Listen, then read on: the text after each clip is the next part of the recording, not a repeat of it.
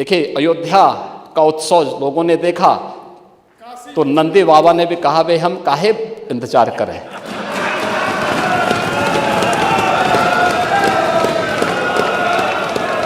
उन्होंने भी इंतजार किए बगैर रात्रि में बैरिकेड तोड़वा डाले। और हमारे कृष्ण कन्हैया कहां मानने वाले हैं। यही तो हुआ था अयोध्या के साथ, और यही हुआ काशी के साथ, और यही हुआ था मथुरा के साथ भी। हमने यही तो कहा, उस समय 5 गांव मांगे थे। भाई भगवान कृष्ण ने तो पहले कहा, जब वो समझौता कराने के लिए गए थे, महाभारत का युद्ध टालने के लिए गए थे, कि भाई देना हो तो आधा दो, लेकिन इसमें भी यदि बाधा है तो दे दो केवल 5 ग्राम। लेकिन वो 5 गांव, लेकिन यहां तो इस समाज सैकड़ों वर्षों से यहां की आस्था केवल 3 के लिए बात कर रही है। 3 के लिए।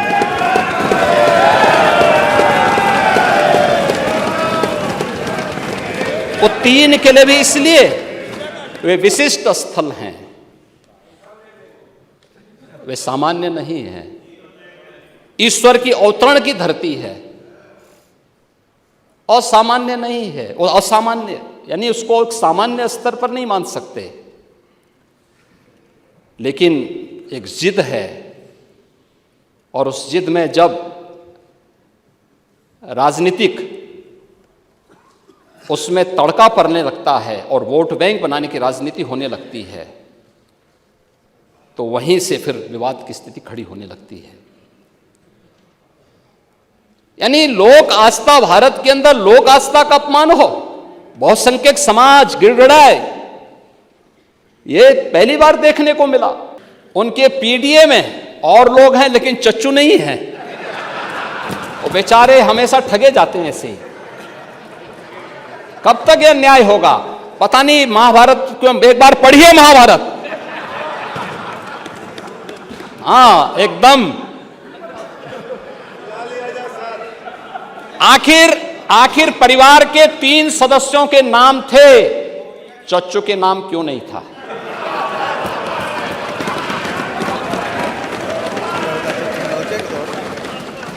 अरे उनका भी नाम देते, वरिष्ठ नेता थे। बेचारा रगड़ते रगड़ते अपने को जो है पीडीए में है ही नहीं। इसीलिए कह रहे हैं ना कि उन्होंने चाचू को ही भुला गए, परिवार के, यानी इस प्रकार से उन्होंने विस्मृत कर दिया कि साइड लाइन में थे ही नहीं, कैमरे के फोकस में नहीं थे, अब रेड कारपेट पे नहीं चल पाए। इसीलिए हम कह रहे हैं ना कि चच्चू को ही भूल गए, और बेचारे चच्चू देखते रह जा रहे हैं कि ठगे गए एक बार फिर।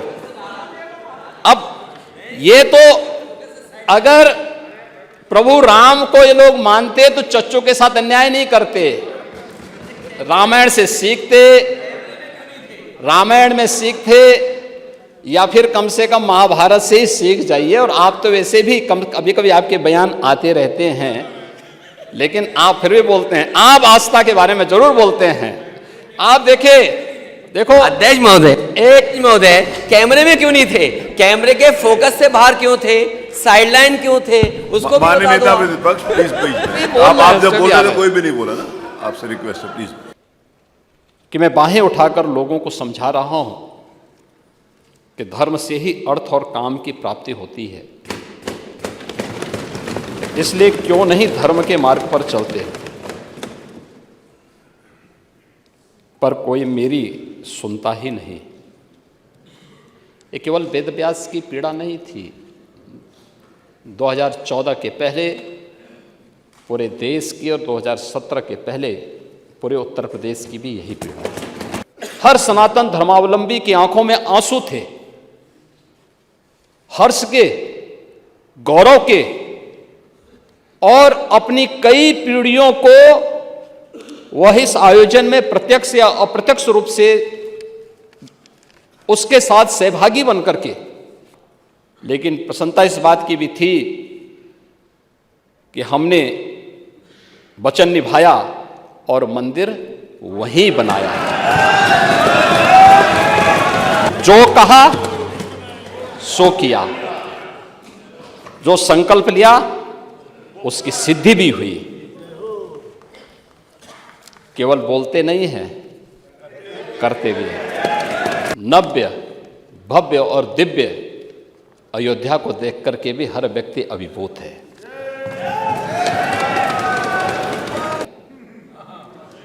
और नोएडा और बिजनौर इसलिए लोग नहीं जाते थे कि वहां से जाने पे कुर्सी से उतर जाएंगे। हमने कहा इन चारों जगह तो जरूर जाएंगे। इसलिए भी जाएंगे कि भाई अयोध्या इसलिए जाएंगे, हमारी आस्था का स्थल है। और ये मेरा सौभाग्य है और मेरी सरकार का सौभाग्य है कि अयोध्या का भव्य दीपोत्सव जो आज राष्ट्रीय आयोजन बन चुका है, राष्ट्रीय उत्सव बन चुका है, उसको हमारी सरकार को शुरू करने का सौभाग्य प्राप्त हुआ। पांडवों के साथ भी अन्याय हुआ था और उस समय कृष्ण गए थे कौरवों के पास। उन्होंने भी कहा था बस दे दो केवल 5 ग्राम, रखो अपनी धरती तमाम,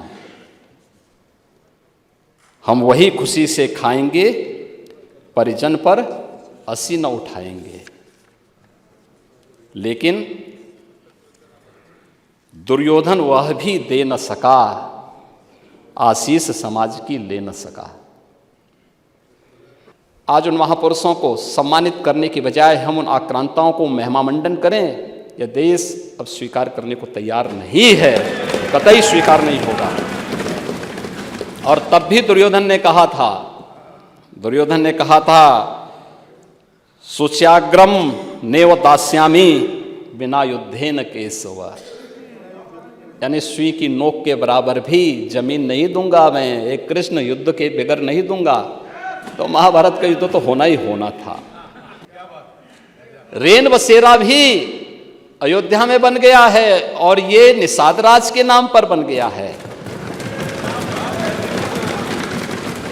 क्या निषाद राज के अनुयायी पीडीए के पार्ट हैं या नहीं हैं?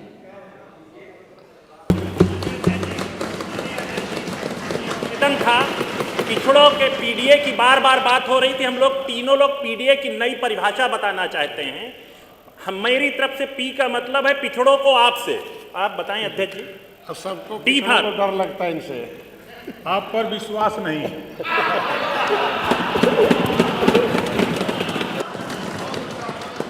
माननीय मुख्यमंत्री जी,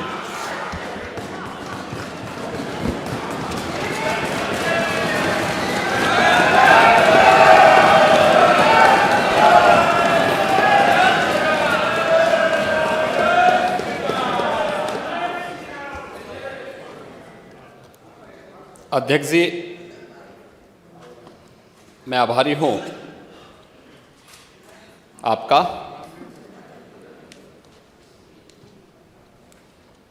कि महामहिम राज्यपाल जी के द्वारा 2 फरवरी को संवेद सदन में दिए गए भाषण पर इस सदन के सम्मानित सदस्य डॉक्टर नीरज बोरा जी के द्वारा प्रस्तुत प्रस्ताव और जिसका अनुमोदन श्रीमती सरिता भदौरिया जी ने किया था,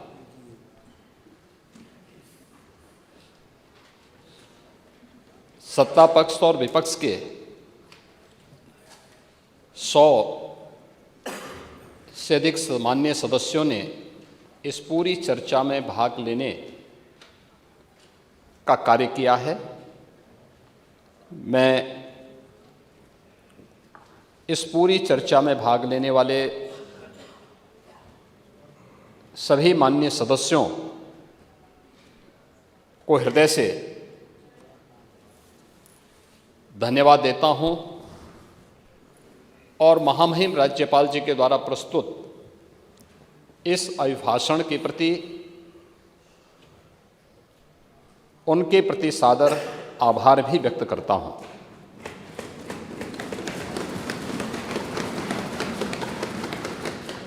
महोदय, नेता प्रतिपक्ष के पूरे भाषण के दौरान मैं सदन पे मौजूद था।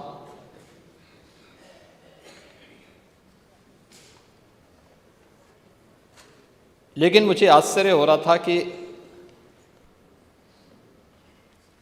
अब बोलेंगे तब बोलेंगे, वह इस सदी की सबसे बड़ी घटना की ओर भी ध्यान आकर्षित करेंगे।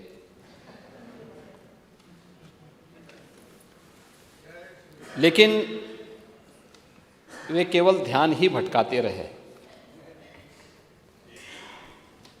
और जैसा कि अब तक होता रहा है, अब तक की परिपाटी उनकी रही है कि तथ्यों और तर्कों से नहीं, बल्कि अपनी जबरन बातों को दोषों के मुंह पे थोपने का जो प्रयास इनके द्वारा अतीत में किया जाता रहा है, उसी प्रकार की बातें उन्होंने अपने भाषण के दौरान भी कही।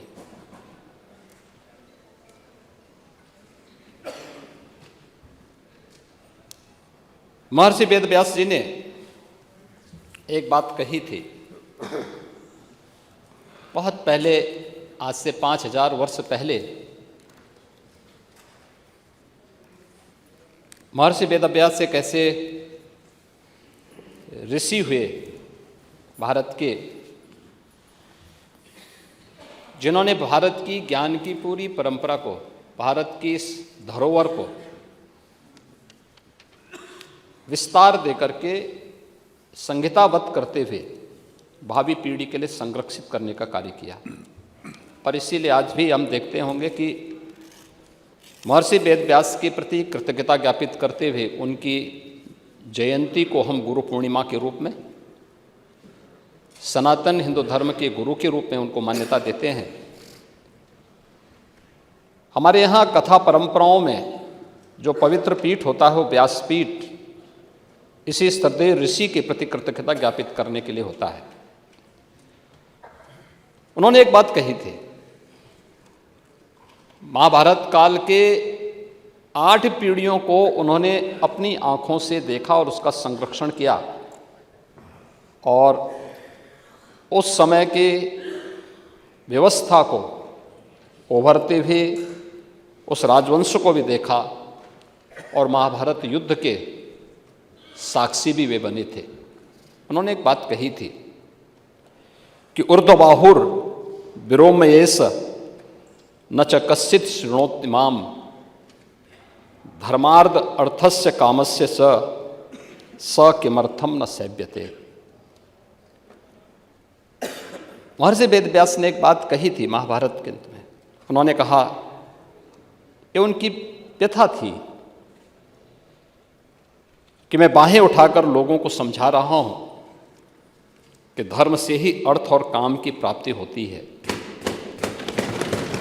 इसलिए क्यों नहीं धर्म के मार्ग पर चलते। पर कोई मेरी सुनता ही नहीं। ये केवल वेदव्यास की पीड़ा नहीं थी, 2014 के पहले पूरे देश की और 2017 के पहले पूरे उत्तर प्रदेश की भी यही पीड़ा है।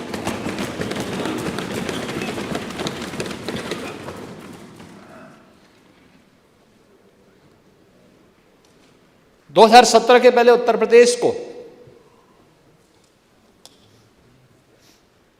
जिन लोगों ने 4-4 बार प्रदेश में शासन किया, एक लंबे समय तक सत्ता के सिंहासन पर विराजमान रहे, वह उत्तर प्रदेश को कहां लेके गए थे? पहचान का संकट खड़ा कर दिया था उत्तर प्रदेश वासियों के सामने। एक पहचान का संकट आया था। यहां का नौजवान बाहर नहीं जा सकता था, पहचान छुपाने के लिए मजबूर था। उत्तर प्रदेश से बाहर निकलता था तो हे दृश्य देखा जाता था। नौजवान कहीं जाता था, नौकरी नहीं मिलती थी। यहां तो अवसर थे नहीं, लेकिन अगर उत्तर प्रदेश से बाहर जा रहा है तो नौकरी नहीं मिलती थी। किराए पर कमरे की बात तो दूर, होटल और धर्मशालाओं में भी कमरे नहीं मिल पाते थे। ये उत्तर प्रदेश की स्थिति 2017 के पहले बना दी गई थी। महोदय, कौन जिम्मेदार है इस स्थिति के लिए? और आज उत्तर प्रदेश ने 22 जनवरी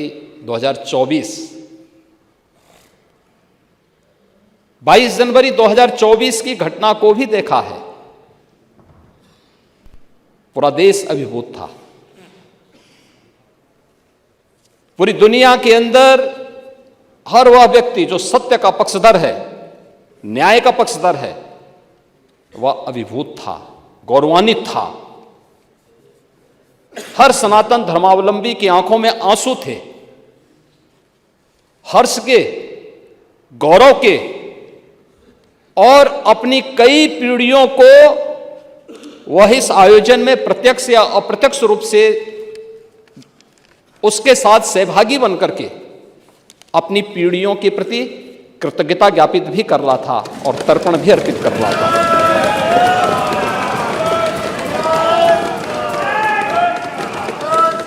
यह मेरा सौभाग्य है कि उस आयोजन में मैं प्रत्यक्ष रूप से था। वहां के वातावरण को मैं समझ सकता था। 25 करोड़ की उत्तर प्रदेश की आबादी और 140 करोड़ का हमारा देश, कमोवेश हर प्रदेश का प्रतिनिधित्व था, नेतृत्व वर्ग था। आदरणीय प्रधानमंत्री जी की उपस्थिति थी, पूज्य संतों के, आचार्यों की और समाज के हर तबके की उपस्थिति वहां पर मौजूद थी। अद्भुत वातावरण था, ऊर्जा से भरपूर था। और यही उत्तर प्रदेश, जिस उत्तर प्रदेश के नौजवानों को देख करके उत्तर प्रदेश के नागरिकों के बारे में टिप्पणी होती थी, आज उस उत्तर प्रदेश जहां कोई आना नहीं चाहता था, आज देश और दुनिया का हर व्यक्ति उत्तर प्रदेश आने के लिए तैयार बैठा है। ये घटनाएं कैसे परिवर्तित करती हैं? और इसीलिए जब मैं इस सदन में मिला, पहले दिन जिस दिन दलीय नेताओं की बैठक थी, तो हर सदस्य के चेहरे पर एक आत्मसंतोष का भाव था। हो सकता है पार्टियों के अपने भेद हो सकते हैं, लेकिन मन में एक संतोष था कि जो हुआ है अयोध्या में अच्छा हुआ है।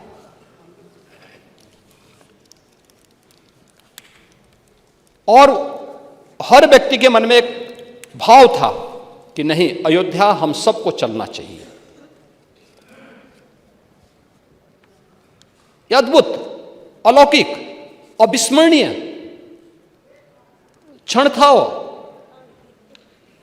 हर व्यक्ति गौरवान्वित था, गौरव की अनुभूति कर रहा था।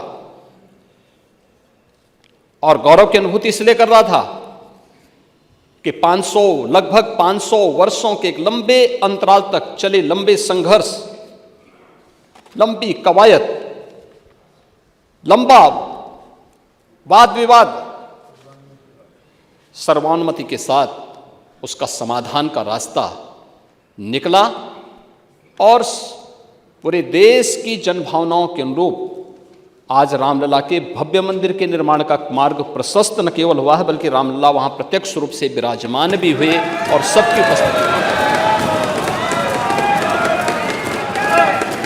दुनिया के अंदर पहली घटना थी जहां प्रभु को अपने स्वयं के अस्तित्व के लिए स्वयं प्रमाण जुटाने पड़े थे,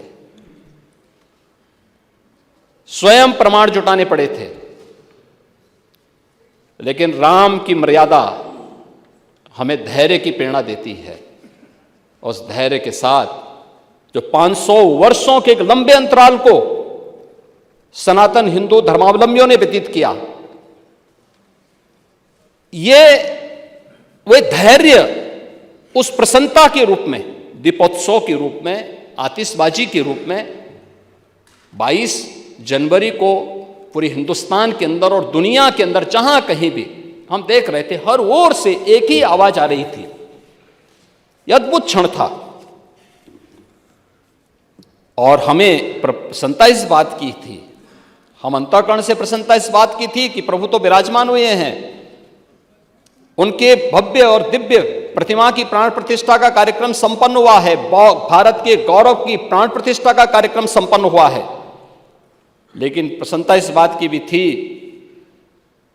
कि हमने वचन निभाया और मंदिर वहीं बनाया।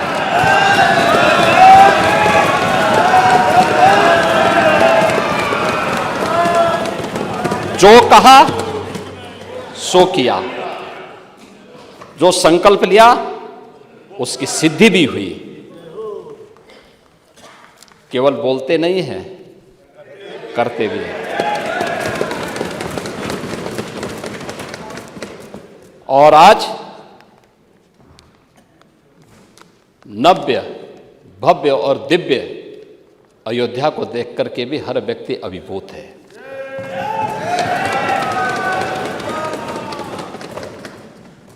महोदय, कार्य बहुत पहले हो जाना चाहिए था।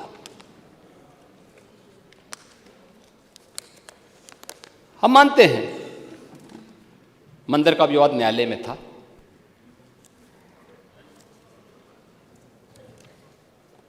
लेकिन वहां की सड़कों को तो चौड़ा किया जा सकता था ना, वहां के घाटों का पुनरुद्धार किया जा सकता था, अयोध्या वासियों को बिजली की आपूर्ति की जा सकती थी, वहां स्वच्छता की व्यवस्था की जा सकती थी, वहां स्वास्थ्य की बेहतर सुविधाएं दी जा सकती थी, वहां एयरपोर्ट बनाया जा सकता था। विकास के इन कार्यों को किस मंशा के साथ रोका गया था? कौन सी मंशा थी कि अयोध्या का विकास ही अवरुद्ध कर दो, काशी का विकास ही अवरुद्ध कर दो, मथुरा वृंदावन के विकास को ही अवरुद्ध कर दो? महोदय, ये तो मुद्दा नियत का है।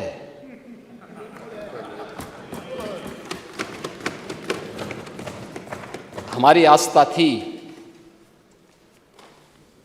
और नीति भी साफ थी और नियत भी बहुत स्पष्ट थी।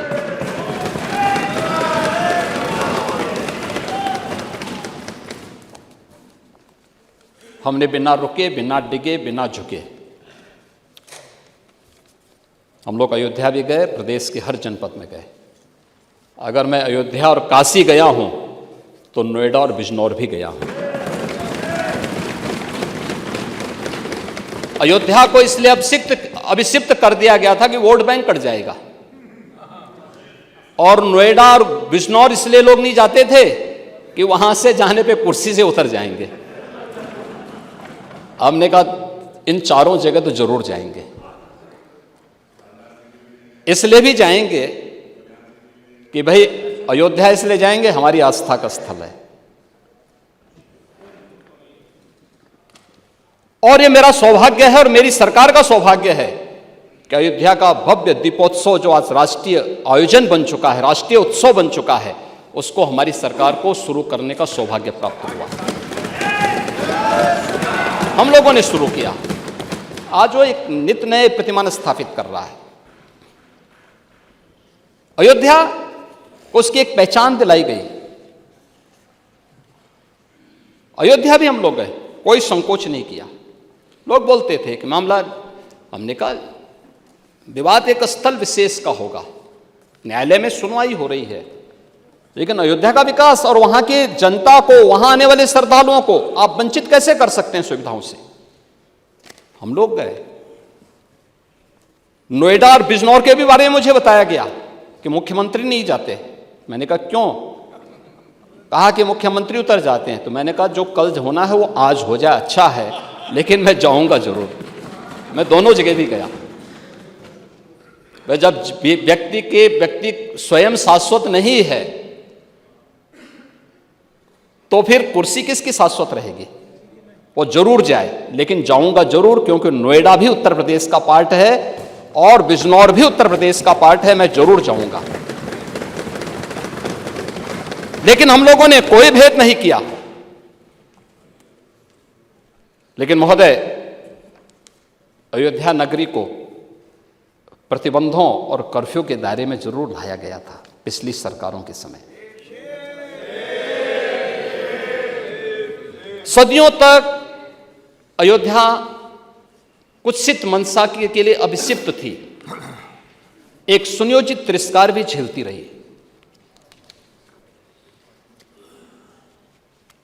लोक आस्था और जनभावनाओं के साथ ऐसा खिलवाड़ संभवतः दूसरी जगह देखने को नहीं मिला होगा। अयोध्या के साथ अन्याय हुआ, और महोदय जब मैं अन्याय की बात करता हूं तो हमें 5000 वर्ष पुरानी बात भी याद आने लगती है। उस समय पांडवों के साथ भी अन्याय हुआ था, और उस समय कृष्ण गए थे कौरवों के पास। उन्होंने भी कहा था, उन्होंने कहा था बस दे दो केवल 5 ग्राम, रखो अपनी धरती तमाम, हम वही खुशी से खाएंगे, परिजन पर हंसी न उठाएंगे। लेकिन दुर्योधन वह भी दे न सका, आशीष समाज की ले न सका। यहां तक कि उसने भी भगवान श्री कृष्ण को बंधक बनाने का कुत्सित प्रयास किया। उल्टे हरि को बांधने चला, जो था साध्य साधने चला। यही तो हुआ था। यही तो हुआ था अयोध्या के साथ, और यही हुआ काशी के साथ, और यही हुआ था मथुरा के साथ भी। हमने यही तो कहा, उस समय 5 गांव मांगे थे। भाई भगवान कृष्ण ने तो पहले कहा, जब वो समझौता कराने के लिए गए थे, महाभारत का युद्ध टालने के लिए गए थे, कि भाई देना हो तो आधा दो, लेकिन इसमें भी यदि बाधा है तो दे दो केवल 5 ग्राम। लेकिन वो 5 गांव, लेकिन यहां तो ये समाज सैकड़ों वर्षों से यहां की आस्था केवल 3 के लिए बात कर रही है, 3 के लिए।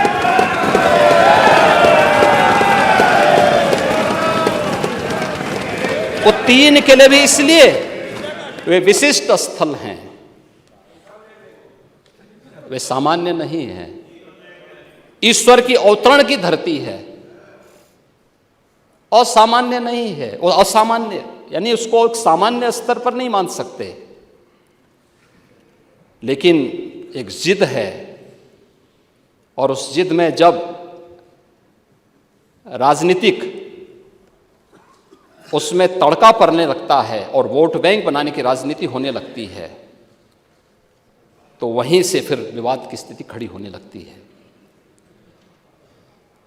यानी लोक आस्था, भारत के अंदर लोक आस्था का अपमान हो, बहुसंख्यक समाज गिड़गिड़ाए, ये पहली बार देखने को मिला।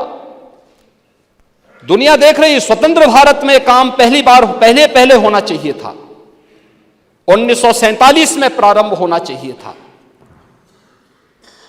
और उस आस्था के लिए बार बार गुहार लगाता रहा। हमने तो केवल 3 जगह मांगी, अन्य जगहों के बारे में कोई मुद्दा नहीं था।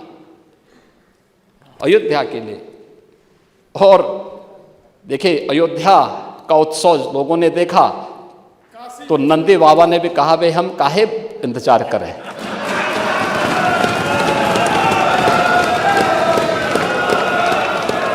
उन्होंने भी इंतजार किए बगैर रात्रि में बैरिकेड तोड़वा डाले, और हमारे कृष्ण कन्हैया कहां मानने वाले हैं।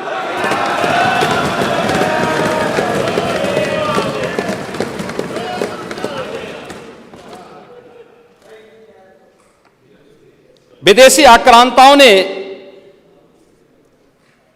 केवल इस देश के अंदर धन दौलत ही नहीं लूटा था, इस देश की आस्था को भी रौंदने का काम किया था।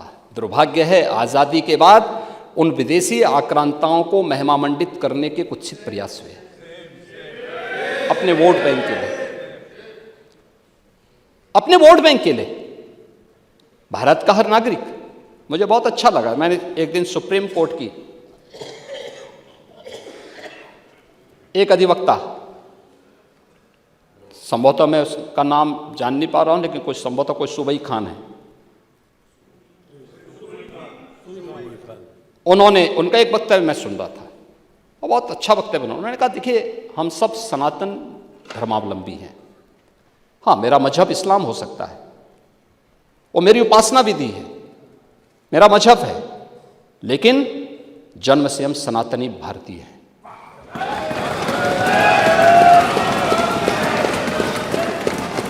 ये बोलने में संकोच क्या, लेकिन यहां तो अपनी पहचान को और भारत की पहचान को ही समाप्त किया जाता है। हम महिमामंडन कर रहे हैं उन्हीं आक्रांताओं का जो भारत की लोक आस्था पर प्रहार करते थे, जन विश्वास को रौंदने का काम करते थे, भारत के महापुरुषों, भारत के वीर सेनानियों, भारत के आराध्य देवों को अपमानित करते थे, जिनके खिलाफ हमारे वीर सेनानी लड़े थे, महापुरुष लड़े थे। आज उन महापुरुषों को सम्मानित करने की बजाय हम उन आक्रांताओं को महिमामंडन करें, यह देश अब स्वीकार करने को तैयार नहीं है, कतई स्वीकार नहीं होगा। और तब भी दुर्योधन ने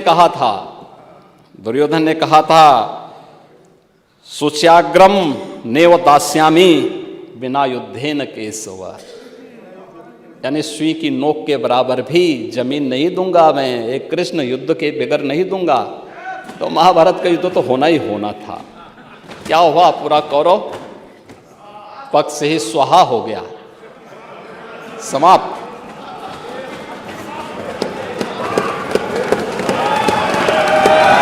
और याद करना,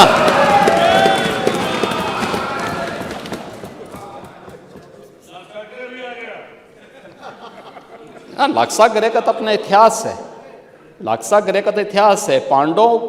पांडवों को संरक्षण देने वाला लाक्षागृह है। वहां के सारे प्रमाण इस बात को प्रदर्शित करते हैं और न्यायालय के इस फैसले का सम्मान होना चाहिए। महोदय, आज सदियों की प्रतीक्षा अयोध्या में दूर हुई। आज अयोध्या में इंटरनेशनल एयरपोर्ट है। 14 से 15 फ्लाइट अयोध्या से देश के अंदर अलग अलग स्थानों पर जा रही है। ये अयोध्या में प्रारंभ हुआ है।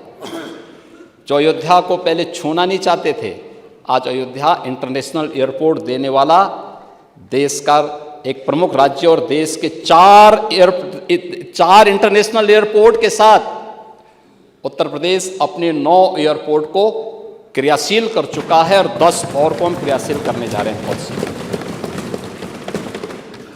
अयोध्या में माता सबरी के नाम पर रसोई घर भी प्रारंभ हो गया है। क्या माता सबरी के अनुयायी पीडीए के हिस्से हैं या नहीं हैं? रेन बसेरा भी अयोध्या में बन गया है और ये निषाद राज के नाम पर बन गया है। क्या निषाद राज के अनुयायी पीडीए के पार्ट हैं या नहीं हैं? प्राचीन कुंडों का पुनरुद्धार हो रहा है। भरत कुंड, राम की मर्यादा, परिवार की मर्यादा, क्या परिवार की मर्यादा है? यहां तो पीडीए, हमारे डिप्टी सीएम ने कहा पीडीए का मतलब है परिवार डेवलपमेंट अथॉरिटी। ब्रजेश जी ने अभी अपने उसमें कहा उनके पीडीए में और लोग हैं लेकिन चच्चू नहीं है। वो बेचारे हमेशा ठगे जाते हैं ऐसे ही। कब तक यह न्याय होगा पता नहीं। महाभारत क्यों, एक बार पढ़िए महाभारत। हाँ एकदम। आखिर परिवार के 3 सदस्यों के नाम थे, चच्चू के नाम क्यों नहीं था?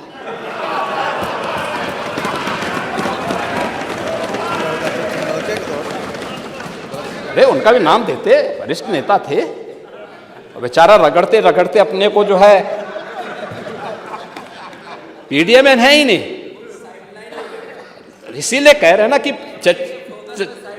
उन्होंने चाचू को ही भुला गए, परिवार के, यानी इस प्रकार से उन्होंने विस्मृत कर दिया कि साइड लाइन में थे ही नहीं, कैमरे के फोकस में नहीं थे, अब रेड कारपेट पे नहीं चल पाए। इसीलिए हम कह रहे हैं ना कि चच्चू को ही भूल गए और बेचारे चच्चू देखते रह जा रहे हैं कि ठगे गए एक बार फिर। अब ये तो अगर प्रभु राम को ये लोग मानते तो चच्चू के साथ अन्याय नहीं करते, रामायण से सीखते, रामायण में सीखते, या फिर कम से कम महाभारत से ही सीख जाइए। और आप तो वैसे भी कभी कभी आपके बयान आते रहते हैं, लेकिन आप फिर भी बोलते हैं, आप आस्था के बारे में जरूर बोलते हैं। आप देखो अध्यक्ष महोदय, एक महोदय कैमरे में क्यों नहीं थे, कैमरे के फोकस से बाहर क्यों थे, साइडलाइन क्यों थे, उसको माननीय नेता प्रतिपक्ष प्लीज आप जब बोल रहे थे कोई भी नहीं बोला ना, आपसे रिक्वेस्ट है प्लीज बीच में। महोदय, आज अयोध्या की पौराणिकता के साथ साथ वैदिक रामायण सिटी के रूप में तो अयोध्या का विकास हो ही रहा है, लेकिन भौतिक विकास की एक भव्य और दिव्य अयोध्या हम सबको मिल रही है। 31,000 करोड़ रुपए से अधिक के प्रोजेक्ट वर्तमान में अयोध्या में और अयोध्या से जुड़े हुए अन्य इंफ्रास्ट्रक्चर पर खर्च या तो हो चुके हैं या हो रहे हैं, और इसमें धर्मपथ, श्री राम पथ, भक्ति पथ, जन्मभूमि पथ, इन सब का निर्माण कार्य हो चुका है। आज आप जाइए ना, सिंगल लेन की जो सड़कें थी और वो 4 लेन की हो गई। वहां पे गुप्तार घाट, वहां पे राम घाट, नया घाट एक नए स्वरूप में आ गया। गुप्तार घाट आज कोई जाके देखेगा ना, कितना दिव्य स्थल बन चुका है। राम जी की पेड़ी, सत्र के पहले पानी वहीं सड़ता था, आज हरिद्वार की हरि जी की पेड़ी की तरह दर्शन देखना हो तो अयोध्या जी में राम जी की पेड़ी में, जहां दीपोत्सव का भव्य आयोजन होता है, वहां यह उत्सव भी देखने को मिलता है। भरत कुंड, सूरज कुंड, ब्रह्म कुंड, ये सभी कुछ आज अयोध्या में है। मल्टी लेवल पार्किंग, एक नहीं 6 मल्टी लेवल पार्किंग वहां काम कर रही है। रेन बसेरे बन रहे हैं। नई अयोध्या को बसाने के लिए एक टाउनशिप की नई स्कीम वहां पे आ रही है। हर राज्य को स्टेट गेस्ट हाउस बनाने के लिए भारत के सनातन धर्म से जुड़े हुए हर पंथ और संप्रदाय को अपने अपने संप्रदाय से संबंधित धर्मशाला निर्माण के लिए भी जमीन आवंटन की कार्रवाई अयोध्या धाम में हो रही है। एक नई अयोध्या का दर्शन अयोध्या में, और अयोध्या 22 जनवरी को ऐसे ही लग रही थी जैसे तुलसीदास जी ने कहा कि अवधपुरी प्रभु आवत जानी भई सकल शोभा के खाने। अयोधपुरी ऐसी चमक रही थी, यानी ऐसे लग रही थी, शोभायमान थी, पूरी तरह शोभायमान थी। महोदय, अयोध्या में मात्र एक मंदिर नहीं था, भारत का एक राष्ट्र मंदिर की पुनर्प्रतिष्ठा का कार्यक्रम संपन्न हुआ है। भारत के गौरव की पुनर्प्रतिष्ठा का कार्यक्रम संपन्न हुआ है। भारत के लोक आस्था का सम्मान हुआ है और भारत का जन विश्वास और भी सुदृढ़ हुआ है। भारत की लोकतांत्रिक व्यवस्था पर लोगों का विश्वास मजबूत हुआ है, सुदृढ़ हुआ है। भारत की सनातन आस्था गौरवान्वित हुई है। सचमुच उन सभी पूर्वजों के प्रति तर्पण अर्पण करने का भी एक अवसर था, जिन्होंने अपने आप को इस पूरे आंदोलन के प्रति होम किया था। 3 लाख से अधिक हिंदू शहीद हुआ था अयोध्या के लिए। ये लड़ाई संतों के स्तर पर, राजाओं के स्तर पर, वीरों और वीरांगनाओं के स्तर पर, निहंगों के स्तर पर, हर स्तर पर ये लड़ाई लड़ी गई थी। और 1984 के बाद राष्ट्रीय स्वयंसेवक संघ के नेतृत्व में, पूज्य संतों और विश्व हिंदू परिषद के नेतृत्व में जो लड़ाई लड़ी गई, उसकी परिणति थी कि अंत में 2019 में माननीय उच्चतम न्यायालय के एक सर्वानुमत फैसले के बाद एक निष्कर्ष पर पहुंचा गया और आज भव्य मंदिर का निर्माण वहां पर इस रूप में हम सबको देखने को मिला है। और हम सब सौभाग्यशाली हैं कि 500 वर्षों के इस लंबे अंतराल की वर्तमान पीढ़ी सौभाग्यशाली है जो अवधपुरी में प्रभु के इस भव्य और दिव्य नव्य मंदिर के निर्माण कार्य को उसका साक्षी बनी है। महोदय, 16 दिन में 36 लाख से अधिक श्रद्धालुओं ने अयोध्या धाम में दर्शन किया है। 36 लाख से अधिक। व्यवस्था ऐसी कि कोई पूरब से कोई पश्चिम से। कल अरुणाचल प्रदेश के माननीय मुख्यमंत्री, वहाँ का पूरा कैबिनेट, वहाँ की पूरी विधानसभा अयोध्या धाम में दर्शन करने के लिए आई थी। आज फिजी के, कल नेपाल के लोग गए, नेपाल के माननीय सांसदगण गए थे। आज फिजी और कल सूरीनाम के राष्ट्र प्रमुख वहाँ जा रहे हैं। अन्य तमाम बड़े बड़े डेलीगेशन अयोध्या धाम में आ रहे हैं, दर्शन करने के लिए आ रहे हैं। और आज जो कोई अयोध्यापुरी में अब आ रहा है, बरबस उनके मुंह से तुलसीदास जी की पंक्तियां निकल पड़ी हैं कि अवधपुरी अति रुचिर बनाई। अब हर व्यक्ति इस बात को कहने के लिए मजबूर है, नहीं तो हमारे विपक्ष के मित्रों ने क्या कर दिया था अयोध्या में। उन्होंने अयोध्या को किस रूप में बना दिया था। अयोध्या गलियों में गोलियों की तड़तड़ाहट होती थी, परिक्रमा में परिक्रमाएं प्रतिबंधित होती थी, कर्फ्यू लगता था। अयोध्या आने के लिए देश के अंदर राम नामी गमछा अगर किसी ने ओढ़ा हुआ है उसको गिरफ्तार करके बंद कर दिया जाता था। यही देश ने देखा है। 1990 से लेकर के लगातार एक लंबी लड़ाई जिस स्तर पर लड़ी गई और आज उसका परिणाम हम सबके सामने है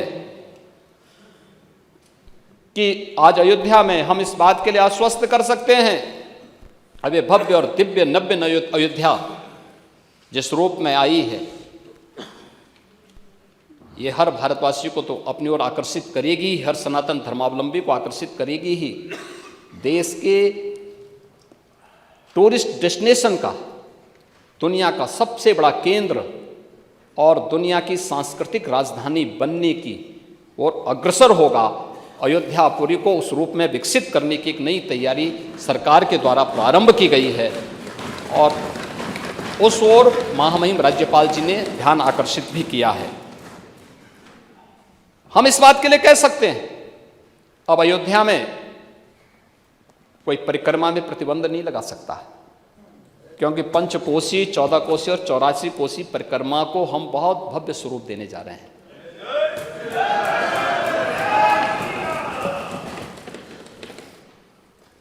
महोदय, अब वहां पे कोई कर्फ्यू नहीं लगाएगा। अब तो वहां पे मंगल भवन अमंगल हारी की इस कीर्तन के साथ अयोध्या की गलियों में गूंज सुनाई देगी। अब अयोध्या, जिसका नाम अयोध्या था, सचमुच अयोध्या के रूप में जानी जाएगी, क्योंकि कुछ लोगों ने अपने निहित स्वार्थ के लिए उसको युद्ध की भूमि में बदल दिया था। लेकिन अब अयोध्या में ऐसा नहीं होगा।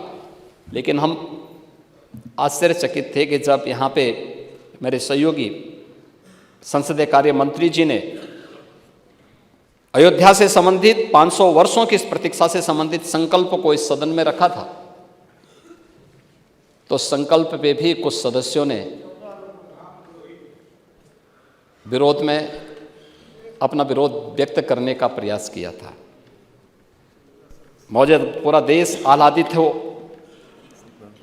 तब कुछ सदस्यों के द्वारा इस प्रकार का कृत्य जन भावनाओं के विपरीत है, जन आस्था के साथ खिलवाड़ है। और मैं तो यही कह सकता हूं कि जन भावनाएं तो यही कहती हैं कि जाके प्रियन राम वैदेही तजिए ताहि कोटि बैरी सम यद्यपि परम स्नेही।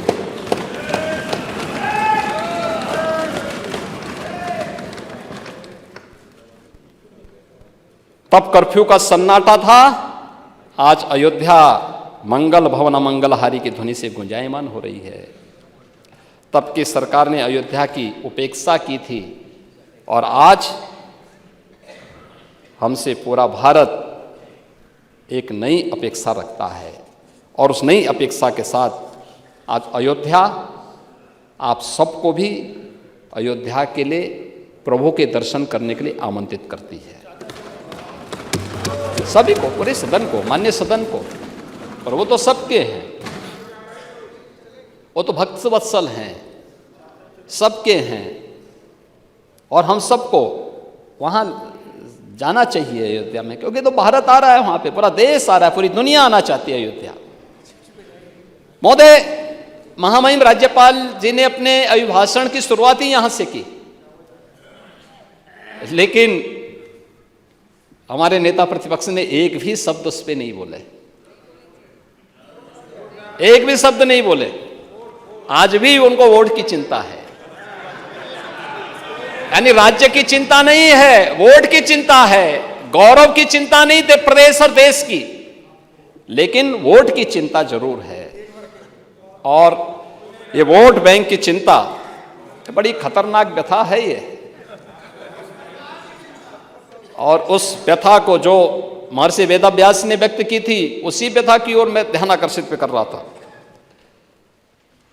यानी वोट बैंक के लिए हम किस स्तर पर जाकर के राष्ट्रीय मुद्दों पर, जन लोक आस्था के मुद्दे पर, जन विश्वास के मुद्दे पर कैसे खिलवाड़ कर रहे हैं। अभिभाषण की शुरुआत में राज्यपाल जी के द्वारा व्यक्त किए गए शब्दों का भी हम समर्थन नहीं कर पाए, क्योंकि वह तो पार्टी लाइन से ऊपर के शब्द थे।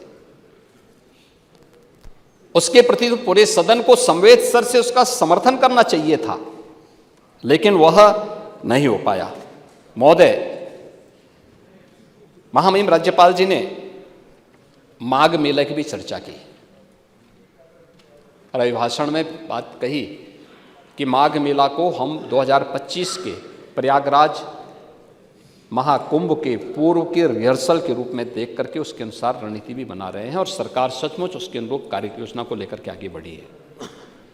हमारे सामने उदाहरण है, ये हमारा सौभाग्य है 2019 के प्रयागराज कुंभ को आयोजित करने का सौभाग्य हमारी सरकार को प्राप्त हुआ था और 15 जनवरी से 4 मार्च 2019 तक प्रयागराज में जो कुंभ आयोजित हुआ, पहली बार 24 करोड़ से अधिक श्रद्धालुओं ने प्रयागराज कुंभ में आकर के एक नया कीर्तिमान स्थापित किया। सुरक्षा, स्वच्छता और सुव्यवस्था का क्या मॉडल हो सकता है, ये प्रयागराज कुंभ में देखने को मिला था। प्रयागराज कुंभ दुनिया के 100 से अधिक देशों के एम्बेसडर्स वहां आए थे, हाई कमिश्नर्स वहां आए थे।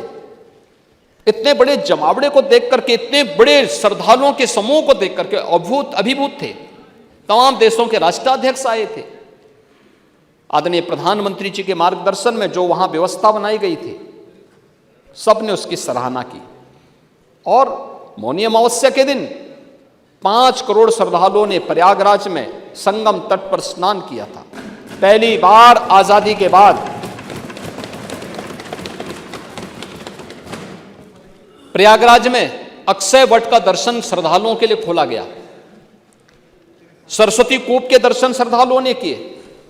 ये प्रयागराज के अंदर ये दृश्य भी हर व्यक्ति देख करके अभिभूत था और हमारी सरकार ने अभी से व्यवस्था प्रारंभ की है कि हम लोग 2025 के कुंभ को भव्य और दिव्य रूप में स्वच्छता, सुरक्षा और सुव्यवस्था के उसी मॉडल के रूप में आगे लेकर के जाएंगे जो 2019 में दिया गया था, उसी मॉडल को। क्योंकि हमारा मानना है अब अयोध्या में 19 के पहले जब प्रयागराज 19 में जब प्रयागराज कुंभ था, तब काशी में काशी विश्वनाथ धाम इस रूप में नहीं था,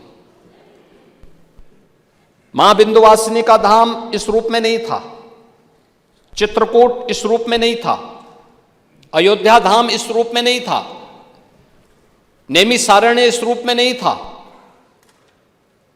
और ये डबल इंजन सरकार का सौभाग्य है कि आज एक नई काशी के दर्शन हम काशी विश्वनाथ धाम के माध्यम से करते हैं। तो काशी, कितने लोग काशी में आ गए, बड़ी संख्या में। मैं वो भी आंकड़े आपको दूंगा कि कितना लाभ यूपी को हो रहा है। इसलिए हम लोगों का अनुमान है कि 2025 के प्रयागराज कुंभ में 19 के कुंभ की तुलना में उसके 1.5 से 2 गुना श्रद्धालु प्रयागराज में आएगा। उसके अनुसार उस प्रकार की अवस्थापना सुविधा, उस प्रकार का उसका विस्तार और ये सभी सुविधाएं हम लोग वहां पर उपलब्ध करवाएंगे। और उसके लिए अभी से हमारी तैयारी चल रही है। 9 आरओबी बनाने गए हैं, नया सिविल टर्मिनल का कार्य भी वहां पर किया गया। 250 से अधिक सड़कों के चौड़ीकरण और उनके सुदृढ़ीकरण का कार्य भी संपन्न हुआ। 1,14,500 से अधिक शौचालयों का निर्माण हुआ। और इस वर्ष भी मुझे बताते हुए प्रसन्नता है कि माघ मेला जो चल रहा है, पहला स्नान मकर संक्रांति के दिन हुआ और अब तक लगभग 40 लाख श्रद्धालु संगम में स्नान कर चुके हैं इस माघ मेला के दौरान भी। महोदय, आज भारत जिस सांस्कृतिक पुनर्जागरण के एक नए दौर में प्रवेश किया है, इसमें अयोध्या का दीपोत्सव भी, ब्रज का रंगोत्सव भी, काशी की देव दीपावली भी पूरे देश के अंदर अपनी पहचान बना रही है।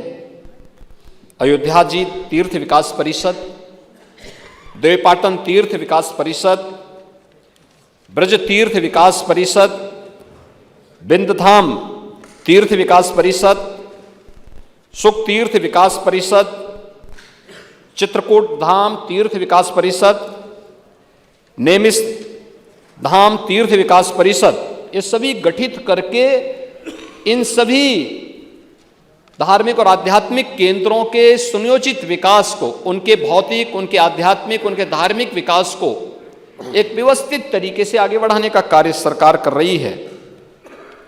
काशी विश्वनाथ धाम कॉरिडोर का निर्माण कार्य पूरा हो चुका है।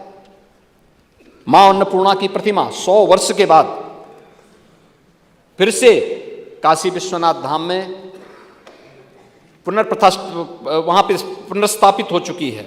सोकर क्षेत्र के विकास आदि के कार्य भी सरकार ने प्रारंभ किए हैं।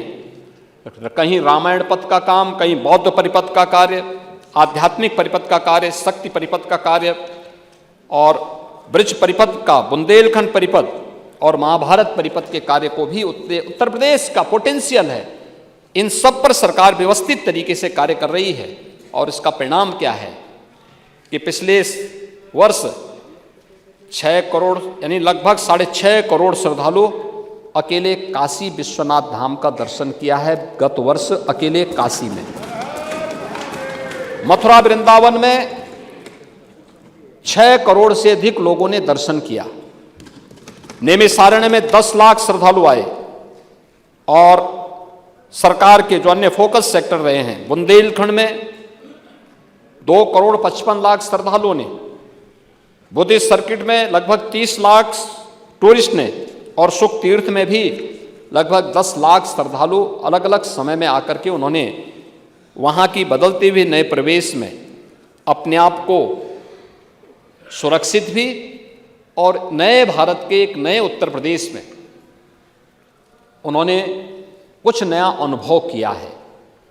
हम बुंदेलखंड के जो किले हैं, उत्तर प्रदेश के जितने ऐतिहासिक पृष्ठभूमि से जुड़े हुए ऐसे स्थल हैं, इन सब के भी व्यवस्थित विकास को लेकर के सरकार कार्य कर रही है। और बहुत शीघ्र इनको भी हम लोग टूरिस्ट के, हेरिटेज टूरिज्म के एक नए डेस्टिनेशन के रूप में विकसित करने की कार्रवाई को तेजी के साथ आगे बढ़ाने जा रहे हैं। और इसी का परिणाम है, सरकार के द्वारा, डबल इंजन सरकार के द्वारा किए गए प्रयास का परिणाम है कि आज 17 के पहले जो उत्तर प्रदेश टूरिज्म में देश के अंदर कहीं नहीं था, आज वह नंबर 1 पर है। उत्तर प्रदेश नंबर 1 पर देश के अंदर है। ये केवल टूरिज्म का विकास नहीं है, लाखों लोगों के लिए, लाखों नौजवानों के लिए एक नौकरी और रोजगार की संभावनाओं को विकसित करने वाला क्षेत्र सर्विस सेक्टर है। इसमें अलग अलग लोगों को तमाम प्रकार की नौकरियां और रोजगार के अवसर भी उपलब्ध हो रहे हैं। उत्तर प्रदेश की इकोनॉमी में इसके माध्यम से बढ़ोतरी हो रही है और उत्तर प्रदेश ने जिस इस कार्य को आगे बढ़ाने का काम किया है, आज उसी का परिणाम है कि उत्तर प्रदेश ने जो सुशासन के लक्ष्यों को प्राप्त करने का प्रयास किया है, अभिभाषण में उसका भी उल्लेख महामहिम राज्यपाल जी ने किया है। महोदय, वर्तमान में जो डबल इंजन की सरकार कार्य कर रही है, स्वाभाविक रूप से स्पीड भी डबल होगी और परिणाम भी उसके डबल से अधिक देखने को मिल रहे हैं। और ख़ास तौर पर हम लोगों ने इस चीज़ को देखा है कि आज जब हम अमृत काल में उसके परिणामों को देख रहे हैं तो वो सब हमको अभिभूत करते हैं। प्रधानमंत्री मोदी जी ने आज़ादी के अमृत महोत्सव के मुख्य समारोह को संबोधित करते हुए देशवासियों से पंच प्रण के संकल्प के साथ आगे बढ़ने की बात की। इन पंच प्रण को किस रूप में हम लोग जमीनी धरातल पर उतारने का काम कर रहे हैं, आज चाहे वह डिजिटल इंडिया के माध्यम से सुशासन के लक्ष्यों को प्राप्त करने की दिशा में जो प्रयास प्रारंभ किए गए हैं, उसे प्राप्त करने के लिए जो सुधार, टेक्नोलॉजी का उपयोग, शासन की कार्य पद्धति में ट्रांसपेरेंसी और जो सरकार के स्तर पर डायलॉग प्रारंभ किया गया है, इसमें हमने प्रदेश में मुख्यमंत्री कमांड सेंटर और सीएम डैशबोर्ड की स्थापना के माध्यम से प्रदेश की हर एक जनपद को होने वाले हर कार्य की, हर गतिविधि की एक सतत निगरानी करने के लिए, उसकी मॉनिटरिंग के लिए हम लोगों ने इस कार्य को प्रारंभ किया है। और उसी का परिणाम है कि संपूर्ण समाधान दिवस, थाना दिवस, सीएम हेल्पलाइन और आईजीआरएस पोर्टल के जो हमारे प्लेटफॉर्म्स हैं, 4,77,90,000 से अधिक मामले इसमें दर्ज होते हैं और इसमें मेरिट के आधार पर 4,74,00,000 यानी 75 लाख से अधिक मामलों का मेरिट के आधार पर निस्तारण का कार्य भी संपन्न हुआ है। महोदय, उत्तर प्रदेश के सुशासन के लक्ष्यों को प्राप्त करने में प्रदेश की कानून व्यवस्था ने बड़ी भूमिका का निर्वहन किया है। इसके लिए प्रदेश को, शासन को पूरे प्रदेश के अंदर सुरक्षा का एक बेहतर वातावरण बनाना पड़ा। जीरो टॉलरेंस की नीति अपनानी पड़ी। हमारी जीरो टॉलरेंस की नीति से बहुत सारे लोगों को थोड़ा बुरा लगता है, क्योंकि जिन लोगों की आदतें खराब थी तो उन लोगों को कानून के रास्ते पर लाने में थोड़ा कठिनाई तो हुई होगी, तो उनकी चिड़चिड़ाहट कभी देखने को मिलती है। लेकिन इसके लिए हमने पुलिस में भी रिफॉर्म किए, भर्ती की प्रक्रिया को आगे बढ़ाया, उनकी ट्रेनिंग को अपग्रेड किया। 7 पुलिस कमिश्नरेट लखनऊ, गौतम बुद्ध नगर, कानपुर, वाराणसी, आगरा, गाजियाबाद और प्रयागराज में इस व्यवस्था को लागू किया। 75 जनपदों में साइबर सेल के थाने स्थापित करने की कार्रवाई को अंतिम रूप दिया। साइबर क्राइम मुख्यालय लखनऊ पर एडवांस साइबर फॉरेंसिक लैब, 18 क्षेत्रीय थानों में बेसिक साइबर फॉरेंसिक लैब और 75 जनपदों में साइबर क्राइम थानों की स्थापना की कार्रवाई को भी हम लोगों ने प्रारंभ किया। और उत्तर प्रदेश फॉरेंसिक इंस्टीट्यूट की स्थापना भी लखनऊ में की है, जिसमें सत्र भी प्रारंभ हो चुका है। उनका फर्स्ट सेशन इसी वर्ष प्रारंभ हुआ है। 1,55,600 से अधिक पुलिस कार्मिकों की भर्ती संपन्न की है, जिनमें से 22,670 केवल महिला कार्मिक है। 68,000 600 से अधिक पदों पर भर्ती की प्रक्रिया वर्तमान में प्रचलित है और इस दौरान हम लोगों ने पुलिस प्रशिक्षण के केंद्रों की क्षमता को भी लगभग 3 गुना किया है। प्रदेश में 124 नए थाने, 88 नई चौकियां, 7 नए महिला पुलिस थाने, 4 नए आर्थिक अपराध इकाई थाने और 16 नए साइबर क्राइम थाने भी स्थापित किए हैं। SDRF का गठन किया, उसकी 3 कंपनियों को क्रियाशील किया, 3 अतिरिक्त कंपनियों को सृजन की प्रक्रिया के साथ जोड़ा गया है। वीरांगना झलकारी बाई महिला PSC बटालियन गोरखपुर, वीरांगना अवंती बाई महिला PSC बटालियन बदायूं और वीरांगना उदा देवी महिला PSC बटालियन लखनऊ की स्थापना की कार्रवाई को आगे बढ़ाया और पहली बार महिला पुलिस कार्मिकों को भी फील्ड की ड्यूटी देने के कार्य प्रारंभ किए गए और महिला बीट पुलिस अधिकारी के रूप में 10,000 से अधिक महिला बीट में उनकी तैनाती की गई। एंटी नारकोटिक्स टास्क फोर्स का गठन भी प्रदेश के अंदर किया गया। इसके साथ साथ प्रदेश ने महत्वपूर्ण प्रतिष्ठानों की सुरक्षा के लिए स्पेशल सिक्योरिटी फोर्स का गठन किया। स्पेशल सिक्योरिटी फोर्स SSF ही अयोध्या धाम में भगवान राम के भव्य और दिव्य मंदिर की सुरक्षा में लगाई गई है। SSF उत्तर प्रदेश SSF जिसकी ट्रेनिंग आधुनिक पद्धति से कराई गई है और उसके कमांडो ही वहाँ सुरक्षा में तैनात हैं। देवबंद, सहारनपुर में, बहराइच, अलीगढ़, कानपुर सहित अन्य जनपदों में ATS की नई फील्ड यूनिट का गठन भी किया गया है और प्रदेश में आज जब हम लोग प्रदेश की कानून व्यवस्था और सुरक्षा के माहौल को देखते हैं तो देश के अंदर स्वाभाविक रूप से इसको एक मॉडल के रूप में माना जाता है। NCRB के आंकड़े जो बताते हैं 2016 के सापेक्ष 2023 में अगर आप देखेंगे तो डकैती के मामलों में लगभग 87% कमी आई है, लूट के मामलों में लगभग 76% कमी आई है, हत्या के मामले में 43% कमी आई है, बलवा के मामले में 64%, फिरौती और अपहरण के मामलों में 72% और दुष्कर्म के मामलों में 46% की कमी देखने को मिली है।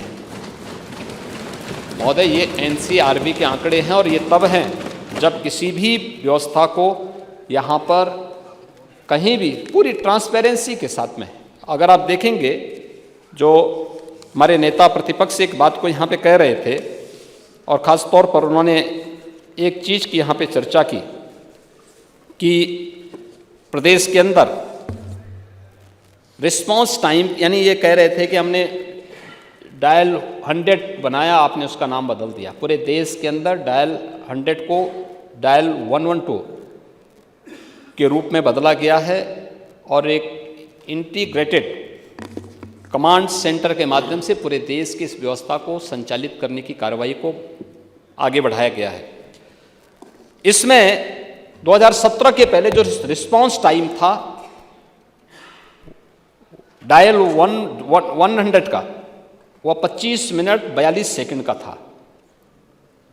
आज यह 9 मिनट 50 सेकंड का है। महिला PRB में 446 वाहन का आज कार्यरत हैं, स्पेशली कार्यरत हैं। आज 25 लाख कॉल लैंडिंग की सुविधा को बढ़ा करके 60 लाख कॉल की यहां पर की गई है। पूर्व में 60,000 कॉल ट्रैकिंग क्षमता को बढ़ा करके लगभग 1,25,000 की जा रही है और 32,000 जो हमारे पास 4 व्हीलर थे PRB के, उन्हें 4,278 किया जा रहा है और दोपहिया वाहन 1,600 से बढ़ा करके 2,000। टेक्नोलॉजी अपग्रेडेशन और अन्य कार्रवाई को भी प्राथमिकता के आधार पर बढ़ाया गया है। महोदय, महिला संबंधी अपराध के बारे में भी नेता प्रतिपक्ष के द्वारा यहाँ पर टिप्पणी की गई थी। महिलाओं के बारे में समाजवादी पार्टी का रवैया क्या है, ये तो महामहिम राज्यपाल के भाषण के दौरान के दृश्य को ही हम देख रहे थे। एक महिला राज्यपाल संवैधानिक प्रमुख है, और वह भी इतनी वरिष्ठ, वही भाषण कर रही हैं, लेकिन इनके लोग किस प्रकार की बातें कर रहे थे। यानी लगभग 1 घंटे से अधिक के भाषण में समाजवादी पार्टी का जो व्यवहार था वह महिलाओं के प्रति समाजवादी पार्टी के वास्तविक चरित्र को प्रदर्शित करता है। यानी किस प्रकार का व्यवहार। पहले तो कम से कम संविधान, बाबा साहब भीमराव अंबेडकर जी के द्वारा बनाए गए संविधान का ही आप सम्मान करते कि संवैधानिक प्रमुख आ रहे हैं। आप सहमत नहीं होंगे, चुपचाप खड़े रहिए, सुनिए मत, कान में कुछ लगा दीजिए अगर आपको बहुत आपत्ति है तो। लेकिन वहां पे किस प्रकार का अभद्र व्यवहार किया जा रहा था, मैं तो भौचक था। लेकिन महिला संबंधी मुद्दे पे जब आप बोल रहे थे तब भी मुझे लगा कि हो सकता है कि कुछ हो। लेकिन मैं कह सकता हूं कि 2017 के पहले प्रदेश के अंदर केवल 14% से कम महिला वर्क फोर्स थी। आज इसकी संख्या 33% से अधिक बढ़ी है प्रदेश के अंदर। प्रदेश के अंदर मिशन शक्ति के नाम पर एक विशेष अभियान हम लोगों ने प्रारंभ किया है, जिसमें महिलाओं की सुरक्षा, उनका सम्मान और उनके स्वावलंबन का कार्यक्रम चल रहा है, और जिसमें नेता कांग्रेस श्रीमती आराधना मिश्रा मोना जी जो कह रही थी, कन्या सुमंगला योजना, मुख्यमंत्री कन्या सुमंगला योजना, 17,82,000 बालिकाएं इससे वर्तमान में आच्छादित हैं, और उन बालिकाओं को एक निश्चित व्यवस्था के अंतर्गत हम लोग यहाँ पे बालिका को कोई बोझ न माने, बल्कि कन्या लक्ष्मी के रूप में हर घर में पूजी जा सके, सम्मान प्राप्त कर सके, इसलिए बेटी के जन्म लेते ही उसके अकाउंट में पैसा आ जाए।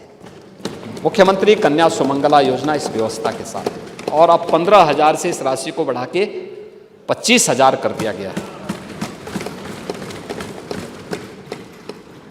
निराश्रित महिला पेंशन योजना, इसमें 31,50,000 से अधिक निराश्रित महिलाओं को पेंशन की सुविधा का लाभ, 1,000 रुपये महीना पेंशन की सुविधा का लाभ दिया जा रहा है।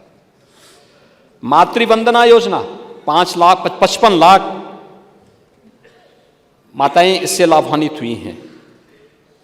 प्रदेश में वीसी सखी के रूप में 57,000 ग्राम पंचायतों में इसका गठन किया गया है, और एक बहुत अच्छा मॉडल यूपी ने दिया है कि गांव-गांव में बैंकिंग सुविधा वीसी सखी के माध्यम से कैसे किया जा सकता है। कोरोना कालखंड में यूपी का ये मॉडल भी आज देश के अंदर एक मॉडल के रूप में माना जा रहा है। पुलिस में भर्ती तो आपने देखा ही कि हमने 20% महिलाओं के लिए वहाँ पे व्यवस्था बनाई है, और महिला स्वयंसेवी समूह के माध्यम से लगभग 1 करोड़ महिलाएं वर्तमान में जुड़ करके स्वावलंबन की ओर अग्रसर हो रही हैं। मुख्यमंत्री सामूहिक विवाह योजना के अंतर्गत 3 लाख से अधिक बेटियों की शादी अब तक संपन्न हो चुकी है, जिसमें 51,000 रुपये हर बेटी को उपलब्ध कराया जा रहा है, शादी के लिए उपलब्ध कराया जा रहा है। महोदय, उत्तर प्रदेश के अंदर पिछले 7 वर्ष के अंदर जो इंफ्रास्ट्रक्चर में भी वृद्धि हुई है, ये थल में भी हुआ है, नभ में भी हुआ है और जल में भी हुआ है। पूर्वांचल एक्सप्रेसवे और बुंदेलखंड एक्सप्रेसवे ये क्रियाशील हो चुकी है। गोरखपुर लिंक एक्सप्रेसवे बहुत शीघ्र बनकर के तैयार होने जा रही है। बलिया लिंक एक्सप्रेसवे पर काम तेजी के साथ आगे बढ़ चुका है। चित्रकूट लिंक एक्सप्रेसवे की कार्रवाई को हम आगे बढ़ा रहे हैं, और प्रयागराज कुंभ के पहले हमारा प्रयास है कि गंगा एक्सप्रेसवे को भी हम चालू कर सकें।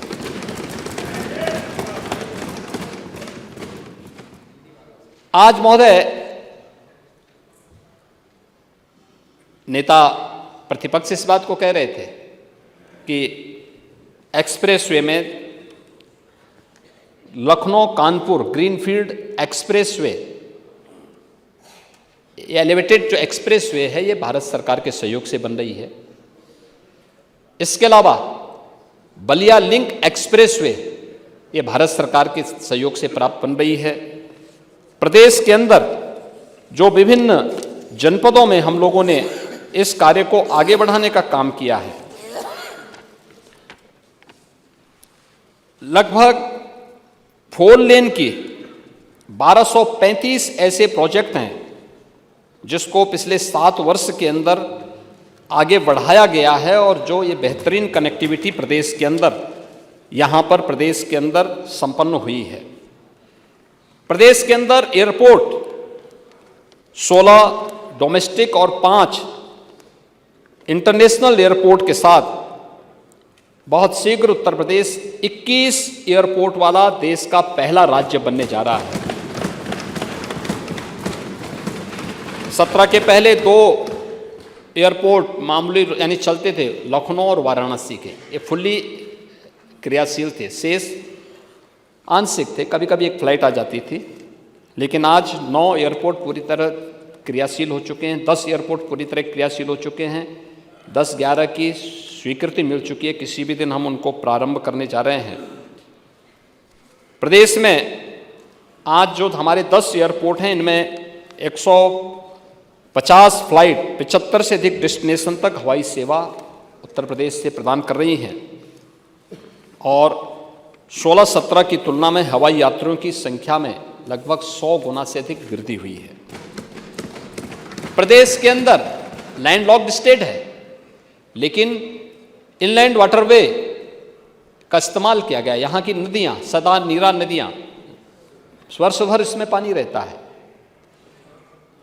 उनको चैनलाइज करते हुए, डिसिल्टिंग करते हुए इनलैंड वाटरवे की कार्रवाई आगे बढ़ रही है। इसमें वाराणसी में मल्टी मॉडल टर्मिनल का निर्माण कार्य पूरा किया जा चुका है और अन्य जगहों पर भी हम इस कार्य को कर रहे हैं और प्रदेश में इनलैंड वाटरवे अथॉरिटी का गठन प्रदेश सरकार पूर्ण कर चुकी है और इसको हम आगे बढ़ा रहे हैं। लखनऊ हरदोई के बीच में 1000 एकड़ क्षेत्रफल में से अधिक क्षेत्रफल में एक पीएम मेगा टेक्सटाइल पार्क के गठन के निर्माण की कार्रवाई को हम तेजी के साथ आगे बढ़ा रहे हैं और ये प्रदेश के अंदर इंफ्रास्ट्रक्चर के लिए आज देश का सबसे बड़ा रेल नेटवर्क हमारे पास है। डेडिकेटेड फ्रेट कॉरिडोर देश के अंदर सर्वाधिक लाभ उत्तर प्रदेश को प्राप्त होने जा रहा है। ये सभी कार्य उत्तर प्रदेश आज उस दिशा में आगे बढ़ रहा है। उत्तर प्रदेश अब बिजनेस हब और निवेश का एक ड्रीम डेस्टिनेशन भी बन चुका है। महोदय, अगर कानून व्यवस्था अच्छी हो, सरकार की नीयत साफ हो, ट्रांसपेरेंट पॉलिसी हो, तो हर व्यक्ति आना चाहता है।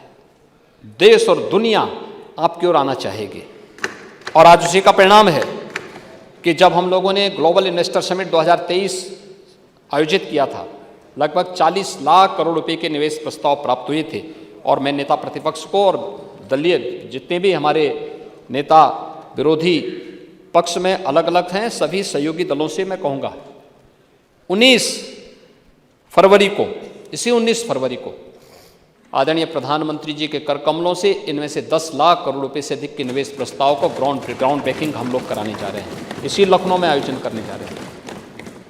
ये 10 लाख करोड़ रुपए के निवेश के प्रस्ताव उत्तर प्रदेश में पहली बार उनका भूमि पूजन का कार्यक्रम संपन्न होगा और पिछली उस समय रिपोर्ट भी आपके सामने हम लोग पढ़ेंगे कि पिछले निवेश से कितने नौकरियां लगी हैं, कितने नए रोजगार के सृजन हुए हैं और उत्तर प्रदेश में इसका क्या असर पड़ा है।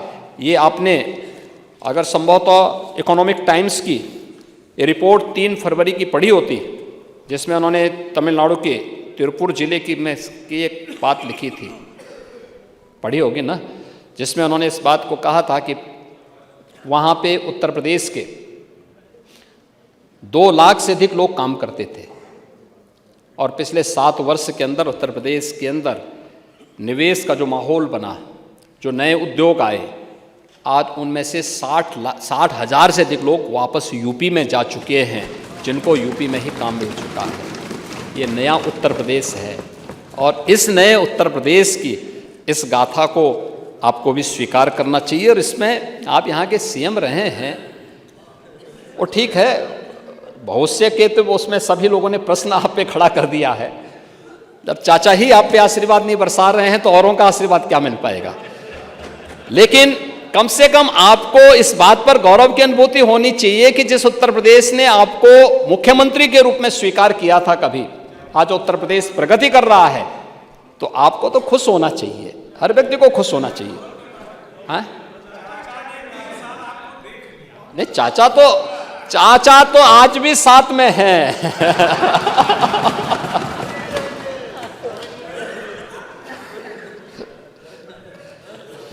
तो चाचा तो हाँ, महोदय ये इसलिए हुआ क्योंकि हमने एक कानून व्यवस्था का बेहतर माहौल दिया।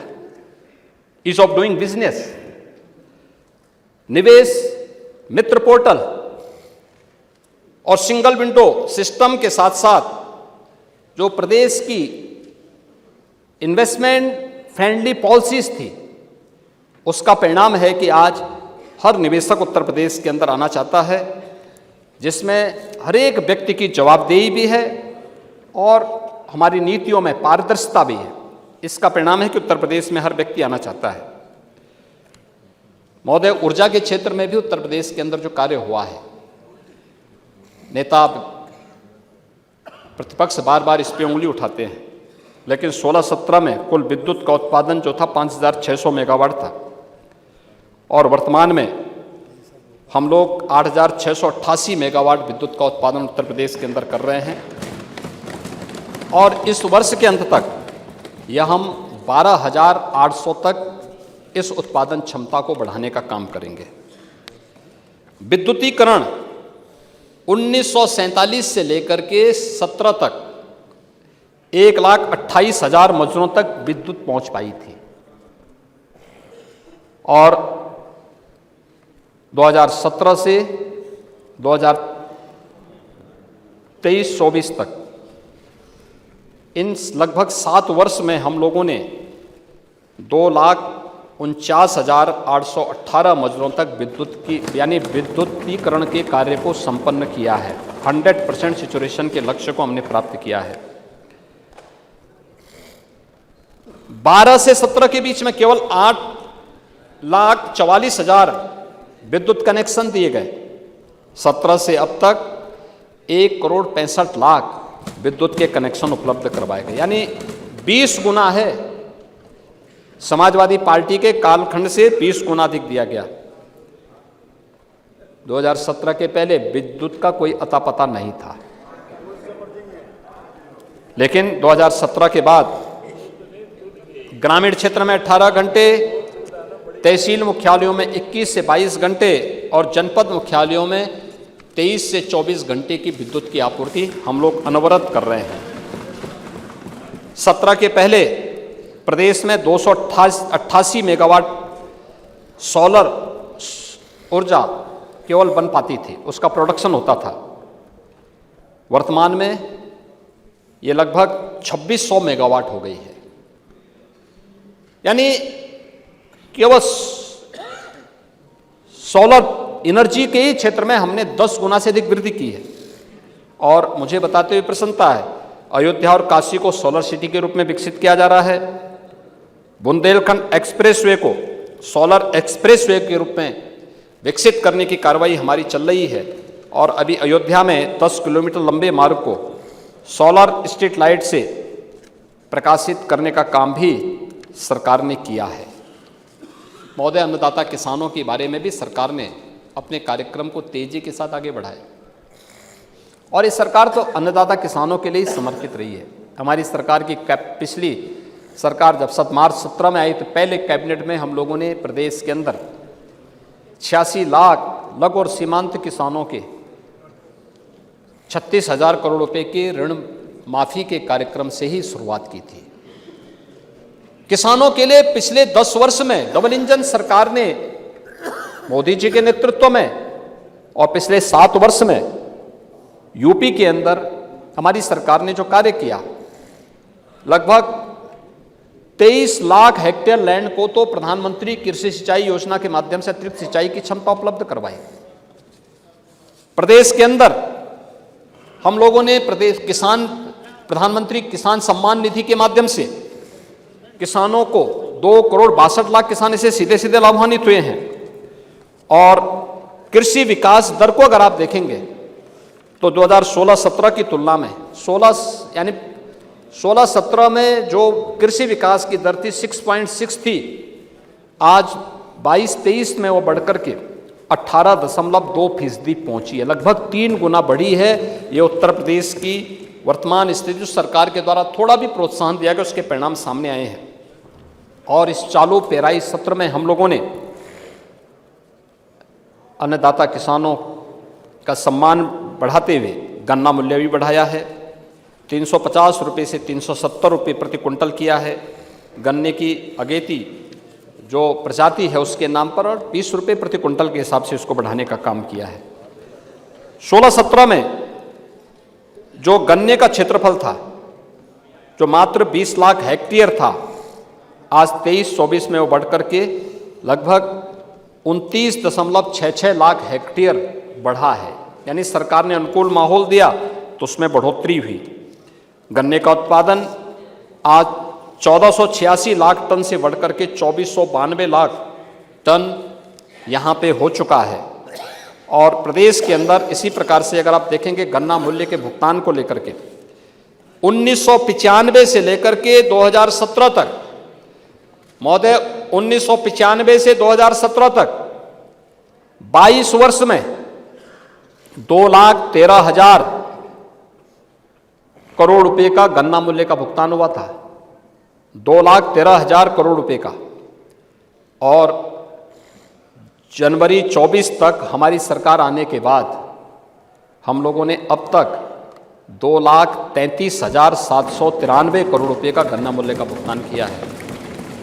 यानी 22 वर्ष में जितना लग रही थी उससे ज़्यादा हम मात्र 7 वर्ष में अन्नदाता किसानों के खाते में सीधे पैसा दे चुके हैं।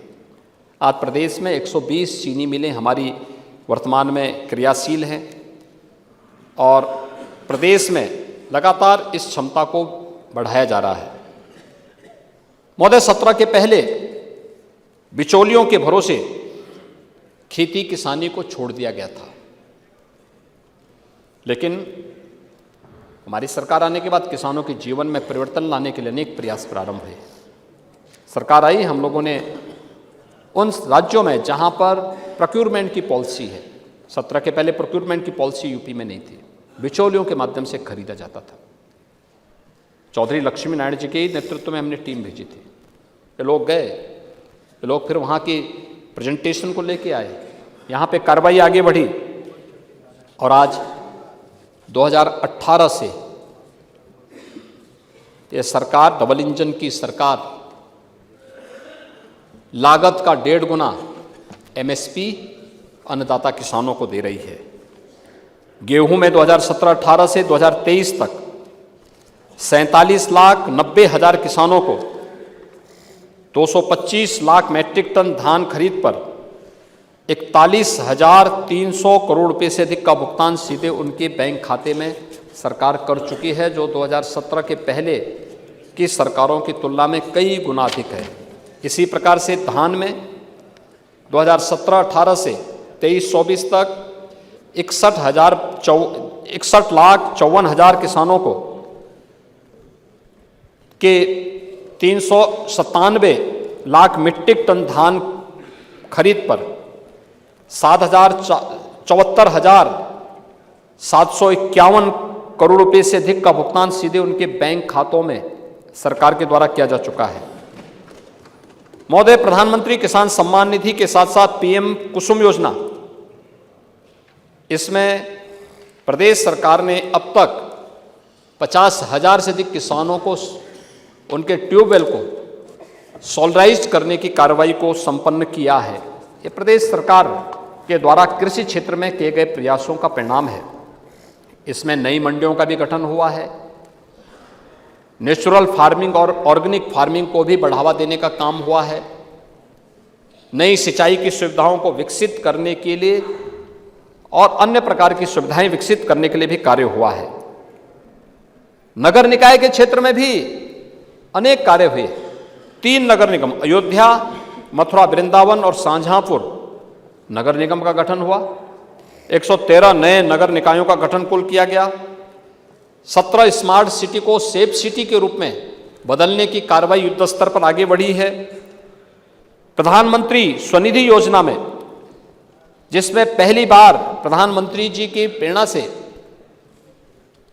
पूरे देश के अंदर भी और प्रदेश में भी पीएम स्वनिधि योजना में स्ट्रीट वेंडर, चाहे वह ठेला खोमचा रेहड़ी लगाने वाले लोगों के व्यवस्थित पुनर्वास और ब्याज मुक्त ऋण उन्हें उपलब्ध करवाने का कार्य हुआ है। और प्रदेश में 17,34,000 से अधिक पटरी व्यवसायियों ने 2,317 करोड़ रुपए इसके माध्यम से प्राप्त किए हैं। ग्रामीण और शहरी क्षेत्र में ओडीएफ प्लस के लक्ष्य को हमने प्राप्त किया है। चिकित्सा स्वास्थ्य के क्षेत्र में भी बेहतरीन कार्य हुआ है। न केवल 1 डिस्ट्रिक्ट 1 मेडिकल कॉलेज के कार्य को एक नई गति प्राप्त हुई है, बल्कि मलेरिया है, इंसेफ्लाइटिस है, डेंगू है, कालाजार है, चिकनगुनिया है, इस प्रकार की बीमारियों पर प्रभावी नियंत्रण करने में भी सरकार ने सफलता प्राप्त की है। प्रदेश के अंदर जो मुख्यमंत्री आरोग्य मेला लग रहे हैं, हर रविवार को लगते हैं और अब तक लगभग 12.5 करोड़ से अधिक रोगी इससे लाभान्वित हुए हैं। हर जिले में आज डायलिसिस सेंटर स्थापित हुए हैं, वहां से उनको बेहतरीन सुविधा प्राप्त हो रही है। और उसी का परिणाम है कि 2012 से 17 के बीच जो मातृ मृत्यु दर 285 थी, आज वह घट करके लगभग 165 से 167 के बीच में है। शिशु मृत्यु दर जो 48 प्रति हजार थी, आज वह घट करके 38 प्रति हजार हो गई है। प्रदेश में अभी यूनियन बजट आया है और केंद्र के इस बजट में आयुष्मान भारत योजना में आंगनबाड़ी और आशा बहनों को शामिल किए जाने का निर्णय हुआ है। ये प्रदेश की भी लाखों आंगनबाड़ी और आशा बहनें इससे लाभान्वित होने जा रही हैं। महोदय, स्कूली शिक्षा का भी कायाकल्प हुआ है। आपने देखा होगा कि समाजवादी पार्टी की सरकार में, वैसे भी वह सरकार तो शिक्षा से उनका कोसों तक संबंध नहीं था, लेकिन प्रदेश सरकार ने 2017 में स्कूल चलो अभियान प्रारंभ किया। बेसिक शिक्षा परिषद के स्कूलों में पढ़ने वाले बच्चों को uniform, bag, books, shoes, socks, sweater ये सभी उपलब्ध करवाए। ऑपरेशन कायाकल्प में मैंने इसी सदन में माननीय सदस्यों का भी आह्वान किया था।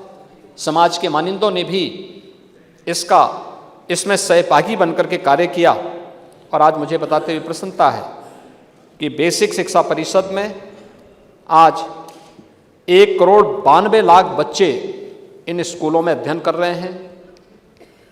अगर हम 17 से पहले की तुलना करें तो 40 लाख से अधिक बच्चों की वृद्धि हुई है। कोरोना बीच में 3 वर्ष हम लोगों को कोरोना से जूझना पड़ा था। ऑपरेशन कायाकल्प में 1,32,500 से अधिक विद्यालयों का ऑपरेशन कायाकल्प हुआ है और हर बेसिक शिक्षा परिषद के विद्यालय में 2-2 टैबलेट भी उपलब्ध कराए गए हैं और साथ साथ वहां पे स्मार्ट क्लासेस लगाने की प्रक्रिया भी प्रचलित है। 925 परिषदीय विद्यालयों को पीएम श्री योजना में आच्छादित करने की कार्रवाई, 57 मुख्यमंत्री मॉडल कंपोजिट विद्यालय स्वीकृत किए गए हैं और बहुत शीघ्र हम इन कार्यक्रमों को आगे बढ़ाने जा रहे हैं, जो बहुत ही अच्छे ढंग से अटल आवासीय विद्यालय की तर्ज पर इन विद्यालयों को चलाने की कार्रवाई को हम आगे बढ़ाने जा रहे हैं।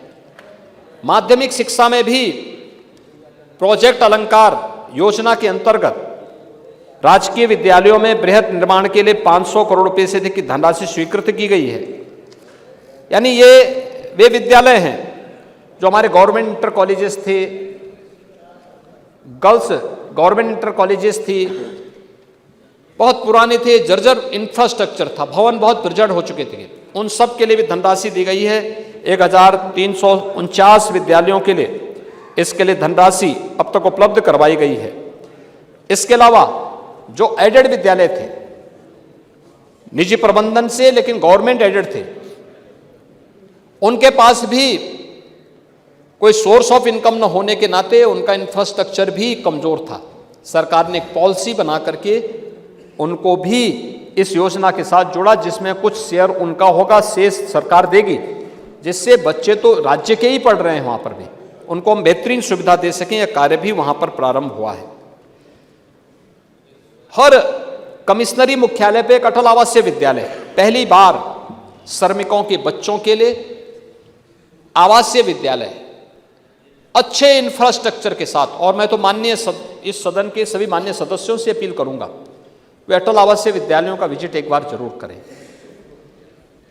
उसमें दो ही श्रेणी है, एक रजिस्टर्ड श्रमिकों की है और एक कोरोना कालखंड में जो बच्चे निराश्रित हो गए थे, उन बच्चों को वहां पर प्रवेश दिया गया है। इंफ्रास्ट्रक्चर कैसे होना चाहिए, इसी तर्ज पर हर जनपद में हम पहले चरण में मुख्यमंत्री कंपोजिट विद्यालय के रूप में 57 शेष जनपदों में हम स्थापित करना चाहते हैं, और फिर इसे हम सभी 826 विकास खंडों तक लेके जाएंगे, जिसमें हर विधानसभा भी कम से कम 2-2 विद्यालय हर विधानसभा क्षेत्र में आ जाएंगे।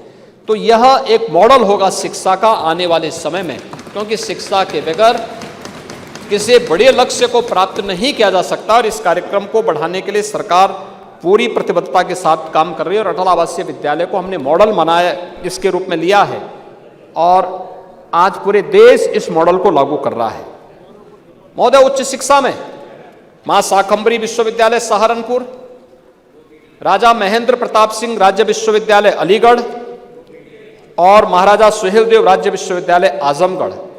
हाँ, तो ये भी हम ही ने खोला, आपने नहीं खोला। मां विंध्यवासिनी राज्य विश्वविद्यालय अलीगढ़ में कौन वाइस चांसलर है? अलीगढ़ में जो वाइस चांसलर हैं वो अनुसूचित जाति के हैं। वर्मा जी, अनुसूचित जातियों के साथ इतना न्याय मत करिए। एक नहीं, अब मैं ये गिनाने का समय नहीं, जब गिनाना प्रारंभ कर दूंगा ना, आप लोग फिर सामने से मुंह बात नहीं कर पाएंगे, इसलिए अच्छा होगा कि शांति रहे तो अच्छा रहेगा। महोदय, मां विंध्यवासिनी राज्य विश्वविद्यालय मिर्जापुर, मां पाटेश्वरी देवी राज्य विश्वविद्यालय देवीपाटन, और मुरादाबाद में भी एक नए, और साथ साथ कुशीनगर में महात्मा बुद्ध कृषि और प्रौद्योगिकी विश्वविद्यालय की स्थापना की कार्रवाई हमारी वर्तमान में गतिमान है। प्रदेश के अंदर गोरखपुर में आयुष विश्वविद्यालय, लखनऊ में मेडिकल यूनिवर्सिटी के निर्माण का कार्य अपने अंतिम चरणों में चल रहा है, और बहुत शीघ्र, यानी इनमें इन्होंने अपने रेगुलर कार्यक्रम को प्रारंभ कर दिया है, लेकिन शेष अन्य उस कार्यक्रम भी हमारे तेज होंगे। साथ साथ जगतगुरु रामभद्राचार्य दिव्यांग विश्वविद्यालय चित्रकूट को भी राज्य सरकार ने राज्य विश्वविद्यालय के रूप में स्थापित करने का निर्णय लिया है, उस कार्य को आगे बढ़ा दिया है। निजी क्षेत्र में भी 15 विश्वविद्यालयों को लेटर ऑफ परफॉर्मेंस, 15 को लेटर ऑफ इंटेंट जारी किए गए हैं, और लगभग 1 दर्जन से अधिक अन्य आवेदन हमारे पास आए हैं, जो नए निजी विश्वविद्यालय, सरकार ने एक पॉलिसी बनाई है शिक्षा की गुणवत्ता बनी रहे, इसके लिए भी सरकार कार्य करने को प्रतिबद्ध है, और उन्हीं सब मानकों के अनुरूप उन विश्वविद्यालयों के गठन के लिए भी अनुमति दी जा रही है। 26 नए पॉलिटेक्निक की स्थापना, जिनमें 15 क्रियाशील हो चुके हैं, 35 ITI जिनमें 8 क्रियाशील हो चुके हैं, 150 ITI जो टाटा टेक्नोलॉजीज के साथ मिलकर के उनके न्यू एज कोर्सेज को हम उनके साथ जोड़ सकें, इन सब के साथ उनके अपग्रेडेशन की कार्रवाई युद्ध स्तर पर आगे बढ़ रही है। स्वामी विवेकानंद युवा सशक्तिकरण योजना के अंतर्गत 17,61,000 से अधिक युवा स्मार्टफोन से और 7,54,000 युवा टैबलेट से प्रदेश में हम लोग आच्छादित कर चुके हैं और ये निरंतर जारी है। और प्रदेश सरकार के द्वारा किए गए प्रयासों का ही परिणाम है कि पिछले 6 वर्ष के अंदर 6.5 पौने 7 वर्ष के अंदर 6 लाख सरकारी नौकरी हमने पूरी पारदर्शी तरीके से सरकार ने दी है। प्रदेश में 2 करोड़ से अधिक नौजवानों को प्रदेश में ही नौकरी और रोजगार की सुविधा भी उपलब्ध करवाई है। 1 करोड़ 10 लाख से अधिक युवाओं को और उद्यमियों को प्रदेश में स्वरोजगार के साथ जोड़ने का अवसर भी प्रदान किया है। और लगातार प्रदेश में इस कार्य को आगे बढ़ाते हुए आज प्रदेश के अंदर शिक्षा में, तकनीकी शिक्षा में, व्यावसायिक शिक्षा में जो प्रयास प्रारंभ हुए हैं उसके परिणाम सामने आए हैं। और अभी हमारे श्रम और सेवायोजन विभाग और व्यावसायिक शिक्षा विभाग ने मिल करके यूपी के स्किल मैन पावर की डिमांड न केवल उत्तर प्रदेश में और देश में बल्कि दुनिया में भी हो रही है। 5,000 युवा उत्तर प्रदेश के अभी इजराइल के लिए गए हैं, वो इजराइल के लिए चयन हुए हैं। इन 5,000 युवाओं को जिन्होंने ITI की है और इन सभी युवाओं को वहाँ पर इन सभी युवाओं के लिए चयन की प्रक्रिया पूरी होने के साथ महोदय जो सुविधा वहाँ मिलेगी, वहाँ की गवर्नमेंट स्वयं इसमें इन्वॉल्व हो रही है। और प्रक्रिया को आगे बढ़ाते हुए लॉजिंग फूडिंग फ्री और उसके बाद भी 1.25 लाख से लेकर 1.5 लाख रुपए हर महीने उन युवाओं को वहाँ प्राप्त होंगे। देफस से काम प्रारंभ करने के दिन से उनको प्रारंभ होने जा रहा है। यहाँ दोनों सरकारें इस संबंध में उनके साथ जुड़ रही हैं जिससे उनके हितों को संरक्षित भी किया जा सके और प्रदेश के युवाओं को बेहतरीन सुविधा भी उपलब्ध कराया जा सके। यह आज वहाँ पर प्रदेश ने वहाँ पर उन युवाओं के लिए किया है और अभी अन्य तमाम देशों में इस प्रकार की मांग प्रदेश में हो चुकी है, हो रही है और दुनिया में हो रही है। ये एक नए भारत के नए उत्तर प्रदेश की बात हम सबके सामने है। महोदय, पिछले 7 वर्ष में जो कार्य प्रारंभ हुआ प्रदेश में, हमने एक निश्चय के साथ, एक दृढ़ संकल्प के साथ हम लोग आगे बढ़े थे और लोक मंगल की जिस अवधारणा को लेकर के सरकार आगे बढ़ी थी, वह संकल्प और वह दृढ़ता हर एक क्षेत्र में हम सबके सामने देखने को मिला और परिणाम हमारे सामने है। आज नीति आयोग के जो सर्वे क्या कहते हैं कि 6 करोड़ लोग प्रदेश में बहुआयामी गरीबी रेखा से ऊपर उठे हैं। एक नए उत्तर प्रदेश की तस्वीर है। देश के अंदर 24 करोड़ लोग, 24 से 25 करोड़ लोग बहुआयामी गरीबी से ऊपर उठे हैं, तो 6 करोड़ उसमें उत्तर प्रदेश के हैं। ये चीजें दिखाती हैं। इसमें प्रदेश के अंदर 17 से अब तक 55,83,000 से अधिक गरीबों को बिना भेदभाव के आवास की सुविधा उपलब्ध करवाई गई। इसमें किसी की जाति, किसी का मत और किसी का मजहब नहीं देखा गया, जिसमें ग्रामीण और शहरी दोनों क्षेत्रों में सुविधा उपलब्ध करवाने का कार्य हुआ है।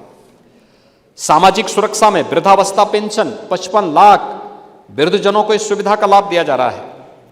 11 लाख दिव्यांगजनों को 1,000 रुपये पेंशन की सुविधा का लाभ उपलब्ध कराया जा रहा है। इसके अलावा 1 करोड़ 75 लाख से अधिक जो परिवार हैं उज्ज्वला योजना से आच्छादित हुए हैं और उनको दीपावली और होली में प्रदेश सरकार फ्री में रसोई गैस का सिलेंडर भी उपलब्ध करवा रही है। महोदय, ये सुविधाएं पूरे देश के अंदर जिस रूप में आगे बढ़ाया गया है वह आज हम सब के सामने है और आज इसी का परिणाम है कि प्रदेश ने ODF और ODF प्लस के लक्ष्य को सफलतापूर्वक प्राप्त करते हुए देश के अंदर एक स्थान बनाया है। प्रधानमंत्री स्वामित्व योजना में जहां पर जिसका आवास है उसी गांव में उसे स्वामित्व का लाभ मिलेगा। इस कार्रवाई को हम लोगों ने प्रदेश के अंदर भी प्रधानमंत्री स्वामित्व योजना में अब तक हम लोग प्रदेश के अंदर 90,866 गांवों में ड्रोन सर्वेक्षण का कार्य पूरा कर चुके हैं। 75,78,000 से अधिक घरौनी हम लोगों ने वितरित कर दी है, उन परिवारों को उपलब्ध करवा दिया है। और प्रदेश के अंदर आज टेक्नोलॉजी का बेहतर उपयोग करते हुए आवास, शौचालय, बिजली, स्वास्थ्य की सुविधा, राशन की सुविधा और अन्य बुनियादी सुविधाएं उन गरीबों को उपलब्ध करवाने का जो कार्य किया गया है वह ईज ऑफ लिविंग के लक्ष्य को प्राप्त करता है। और इसलिए ईज ऑफ लिविंग जो राज्यपाल जी ने अपने संबोधन में उत्तर प्रदेश के लक्ष्यों की ओर ध्यान आकर्षित किया है, यह प्रदेश सरकार की इन उपलब्धियों से बहुत स्पष्ट अनुभव कर सकते हैं। आज जब हम यहाँ पे इसकी चर्चा कर रहे हैं, सरकार एक नए कार्यक्रम को बहुत शीघ्र लागू करने जा रही है, वो फैमिली आईडी कार्ड है। हर परिवार का अपना एक फैमिली आईडी कार्ड होगा। सिचुएशन के 100% लक्ष्य को प्राप्त करने की दिशा में अभी प्रधानमंत्री विकसित भारत संकल्प यात्रा भी गांव-गांव गई थी। विकसित भारत संकल्प यात्रा ये नए भारत की वो यात्रा है जो हर व्यक्ति को प्रधानमंत्री मोदी जी के नेतृत्व में पिछले 10 वर्ष के अंदर देश के अंदर हुए नए विकास, एक नई पहचान, इंफ्रास्ट्रक्चर डेवलपमेंट के लिए जो कार्य हुए हैं, वेलफेयर स्कीम के अंतर्गत बिना भेदभाव के हर भारतवासी को जोड़ने का जो कार्य हुआ है, उन सभी लक्ष्यों से अवगत कराने के साथ साथ जो लोग अभी तक उन योजनाओं से वंचित रहे हैं उन लोगों को भी हम लोग योजना का हिस्सा बनाएंगे। और इसके लिए एक व्यवस्थित रूप से कार्य हमने प्रदेश के अंदर प्रारंभ किया है। और महोदय, मुझे बताते हुए प्रसन्नता है कि 60 योजनाओं को हमने फोकस किया है, जिसमें 6 करोड़ 64 लाख लाभार्थियों की फैमिली आईडी अब तक हम सीडिंग कर चुके हैं। और बहुत शीघ्र प्रदेश के अंदर जब हम इसको लागू करेंगे, मैं इस बात के लिए आश्वस्त कर सकता हूं कि वे कोई भी परिवार किसी योजना से फिर वंचित नहीं रह पाएगा। दूसरा, हर परिवार के एक व्यक्ति को रोजगार के लक्ष्य को प्रदान करने की दिशा में सरकार इसके माध्यम से आगे बढ़ने का काम करेगी। और महोदय, इसीलिए तो यहाँ पर उत्तर प्रदेश के बारे में जो बात कही थी हमने, उत्तर प्रदेश की इस विरासत पर हम सबको गौरव की अनुभूति होनी चाहिए। 24 जनवरी 1950 को उत्तर प्रदेश का नाम आया। पहले अलग अलग नाम से था, कभी यूनाइटेड प्रोविंस के नाम पे, कहीं संयुक्त प्रांत के नाम पर, अलग अलग उसके नाम पर था। और यह राज्य इतने दिनों से था, लेकिन ये हमारा सौभाग्य है कि 2018 में तत्कालीन माननीय राज्यपाल श्री राम नाईक जी ने मुझे पत्र लिखा। उन्होंने कहा कि राज्य को अपनी स्थापना दिवस के कार्यक्रम को भी आयोजित करना चाहिए। मैं उनके साथ पास गया था, मैंने उनसे बातचीत भी की और फिर उत्तर प्रदेश ने 24 जनवरी 2018 को अपना पहला स्थापना दिवस का आयोजन किया था। और मुझे बताते हुए प्रसन्नता है कि हमने अपने पहले स्थापना दिवस में जो योजना लागू की थी वह थी 1 डिस्ट्रिक्ट 1 प्रोडक्ट की। 1 डिस्ट्रिक्ट 1 प्रोडक्ट की योजना। नेता प्रतिपक्ष तो ओडीओपी की योजना पे हंस रहे थे कि आपने क्या किया। ये बोलिए कि ये सोचे कि आपने क्या किया। हमने तो उसको पहचान दिलाई है, और पहचान ही नहीं दिलाई है, हमने उसको मार्केट के साथ जोड़ा है, हमने उसको टेक्नोलॉजी के साथ जोड़ा है, हमने उसको पैकेजिंग के साथ जोड़ा है, हमने उसको एक्सपोर्ट के साथ जोड़ा है। आज 1 डिस्ट्रिक्ट 1 प्रोडक्ट प्रदेश के अंदर 2 लाख करोड़ रुपए से अधिक का 1 डिस्ट्रिक्ट 1 प्रोडक्ट आज दुनिया के मार्केट में पहुंच रहा है। ओडीओपी 2018 में विश्वकर्मा श्रम सम्मान, हमारे परंपरागत जो हस्तशिल्पी और कारीगर थे, आपने क्या किया। पीडीए में आप चाचा को भी भूल गए और गांव के नाव को, धोबी को, मोची को, गांव के हलवाई को, गांव की, यानी ये सब क्या पीडीए के पार्ट नहीं थे क्या। इसीलिए जब अवसर मिला तो किए कुछ नहीं। आज पीएम विश्वकर्मा के माध्यम से भी और मुख्यमंत्री विश्वकर्मा श्रम सम्मान के माध्यम से भी 16-17 ऐसी ग्राम स्वराज की राष्ट्रपिता महात्मा गांधी की परिकल्पना को साकार करने वाली, आत्मनिर्भर गांव की परिकल्पना को साकार करने वाली इन सभी हस्तशिल्पियों के लिए पीएम विश्वकर्मा योजना 2019 से उत्तर प्रदेश चला रहा है, जिसमें उनका प्रशिक्षण, उनको टूल किट उपलब्ध कराना, बैंकों से सस्ते में लोन दिलाना। और इस बजट में तो खन्ना जी ने एक नई घोषणा की है एमएसएमई विभाग के माध्यम से कि हम उनको ब्याज मुक्त ऋण भी उपलब्ध कराएंगे। इसकी चर्चा हम बजट में करेंगे। 2020 में महिला सशक्तिकरण के लिए मिशन शक्ति का कार्यक्रम उत्तर प्रदेश ने प्रारंभ किया, जो देश के अंदर आज एक मॉडल बन रहा है। 2021 में हमने प्रदेश के अंदर आजादी के अमृत महोत्सव के कार्यक्रम का शुभारंभ किया था और 22 में युवाओं के सशक्तिकरण, तकनीकी दृष्टि से सक्षम बनाने के कार्यक्रम को हम लोगों ने प्रारंभ किया। और आज उत्तर प्रदेश जिस रूप में देखा जा रहा है, कई स्कीम उत्तर प्रदेश की ऐसी हैं जो आज देश के अंदर मॉडल के रूप में मानी जा रही हैं। ओडीओपी भी, पीएम विश्वकर्मा भी, मिशन शक्ति भी, अटल आवासीय विद्यालय भी, 75,000 से अधिक हमारे पारंपरिक हस्तशिल्पी और कारीगर ऐसे हैं जिनको प्रशिक्षण अब तक और टूल किट से जोड़ा गया है, जिन्हें टूल किट शासन ने उपलब्ध करवाया है। और हर वर्ष इस दिवस के अवसर पर हम अपने 2 विभूतियों को या 5 तक के 5 विभूतियों को, 2 विभूतियों को सम्मानित करते हैं। और मुझे प्रसन्नता है कि इस वर्ष हम लोगों ने चंद्रयान मिशन के साथ जुड़ी हुई लखनऊ की बेटी जो इसरो में वैज्ञानिक हैं, श्रीमती ऋतु कारिधान को, और भारत का पहला यूनिकॉर्न देने वाले तकनीकी जगत से जो ख्यातिलब्ध नाम है कानपुर निवासी सी नवीन तिवारी को हम लोगों ने लखनऊ में सम्मानित भी किया उत्तर प्रदेश दिवस के अवसर पर। महोदय, राज्य सरकार अनेक कार्यक्रमों को आगे बढ़ा रही है और उस क्रम में आज राज्यपाल जी ने अपने भाषण के अंत में कुछ बातें भी कहीं। पता नहीं क्यों नेता प्रतिपक्ष को इस पे चिढ़ है कि उत्तर प्रदेश नंबर 1 पे क्यों आ गया। आप नहीं कर पाए तो आज तब भी आपको खुशी होनी चाहिए कि चलिए उत्तर प्रदेश वासियों ने आपको मुख्यमंत्री के रूप में 5 साल तक बर्दाश्त किया और आज कम से कम उत्तर प्रदेश आगे बढ़ रहा है, तो कम से खुशी तो होनी चाहिए आपको। प्रधानमंत्री किसान सम्मान निधि में देश के अंदर 11 करोड़ किसान इस सुविधा का लाभ प्राप्त कर रहे हैं, तो उत्तर प्रदेश में 2 करोड़ 62 लाख किसान इस सुविधा का लाभ प्राप्त कर रहे हैं। और अब तक 63,000 करोड़ रुपए की राशि उत्तर प्रदेश के इन किसानों के खाते में सीधे सीधे हस्तांतरित हुई है।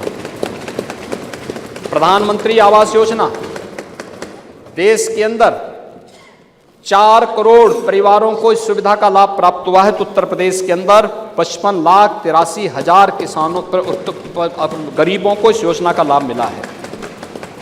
उज्ज्वला योजना, महोदय देश के अंदर 10 करोड़ गरीबों को प्रधानमंत्री उज्ज्वला योजना का लाभ मिला है, तो प्रदेश के अंदर 1 करोड़ 75 लाख को इस सुविधा का लाभ प्राप्त हुआ है। स्वच्छ भारत मिशन में 11 करोड़ शौचालय देश के अंदर बने, तो प्रदेश में भी 2 करोड़ 63 लाख से अधिक शौचालय प्रदेश में बने हैं। देश के अंदर भारत सरकार द्वारा ई श्रम पोर्टल में देश के अंदर 28 करोड़ 62 लाख श्रमिकों ने रजिस्टर्ड किया है अपने आप को, तो प्रदेश में 8 करोड़ 32 लाख है, जो देश में प्रथम है। प्रधानमंत्री जनधन योजना में उत्तर प्रदेश प्रथम, यानी देश के अंदर जितने अकाउंट खुले हैं उनमें से 8 करोड़ 56 लाख उत्तर प्रदेश में खुले हैं।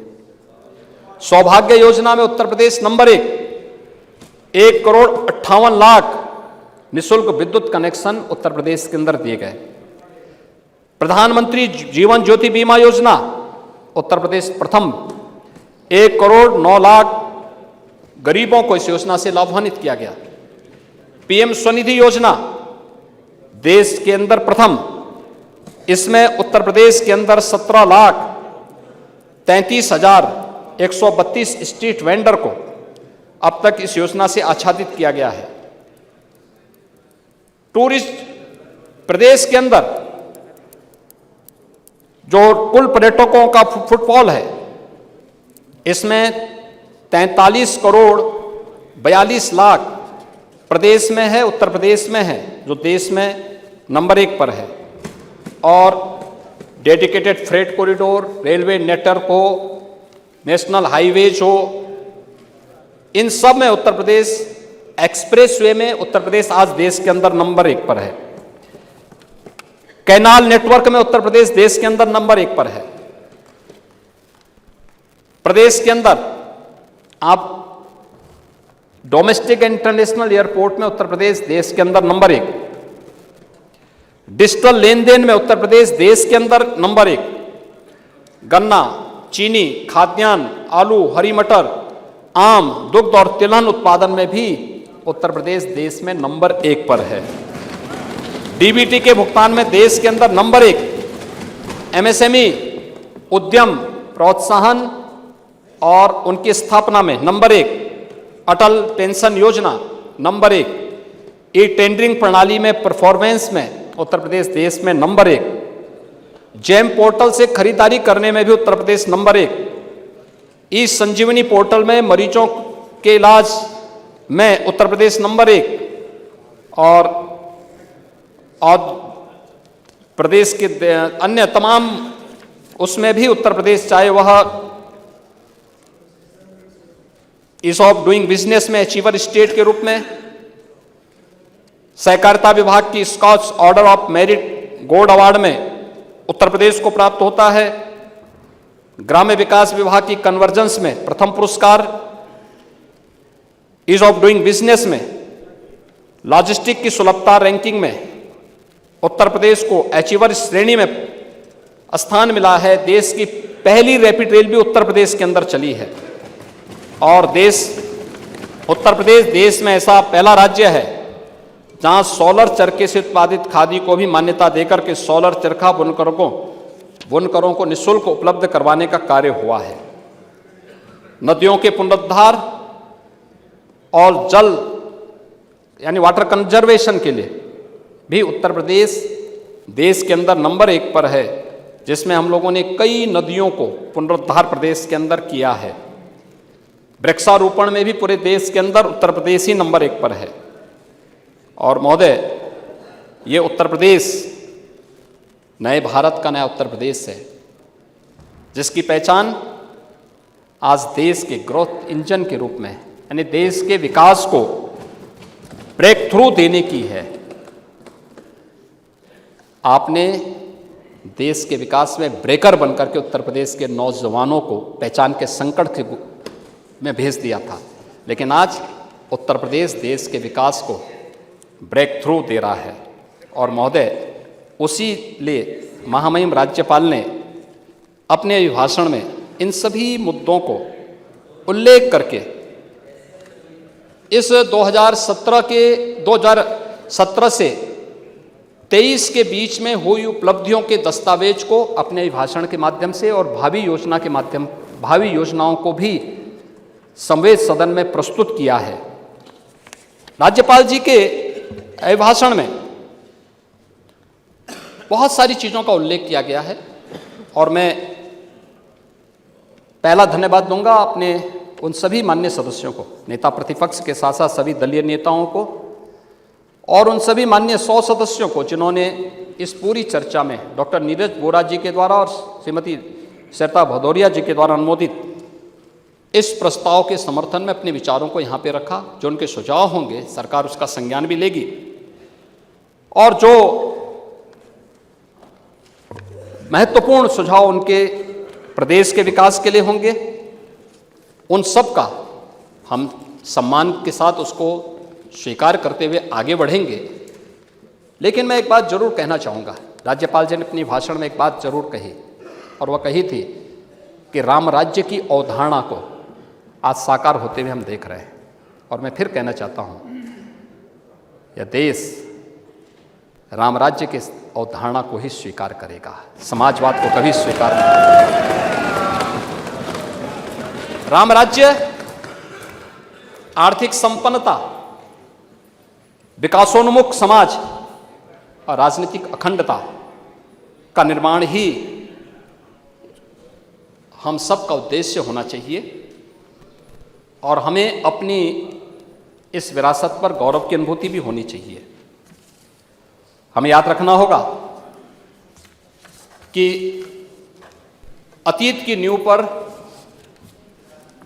हम एक सुदृढ़ भवन का निर्माण करके आगे बढ़ सकते हैं। अतीत का बिछड़ा वर्तमान का त्रिशंकु होता है। इसलिए इस बात को ध्यान में रखना कि समाजवाद जो केवल एक मृग तृष्णा बन चुकी है, समाजवाद एक अस्वाभाविक, अप्राकृतिक, एक अमानवीय व्यवस्था बना के रख दी है आप लोगों ने। बहुरूपीय की तरह इसके अनेक ब्रांड हैं। मैं फिर कहना चाहता हूं, प्रजातांत्रिक समाजवाद के रूप में भी आप लोगों ने इसको देखा है, लोकतांत्रिक समाजवाद के रूप में भी आपने इसको बोला है, चच्चों का प्रगतिशील समाजवाद भी सब लोग देख रहे हैं, आर्थिक समाजवाद भी लोगों ने देखा है और प्रदेश ने पारिवारिक समाजवाद को भी झेला है। हमारा राम राज्य एक सार्वकालिक, सार्वभौमिक और सार्वदेशिक व्यवस्था, एक शाश्वत व्यवस्था है। बिना भेदभाव की योजनाओं का लाभ देना, सबका साथ, सबका विकास, सबका प्रयास और सबका विश्वास, यही राम राज्य की अवधारणा है। और 22 जनवरी का कार्यक्रम भी इसी बात की प्रेरणा हम सबको दे रहा था। और मैं आह्वान करूंगा कि हम सबको इसके लिए कार्य करना होगा, निरंतर प्रयास करना होगा। बहुत अच्छे ढंग से हम प्रदेश को आगे बढ़ा सकते हैं।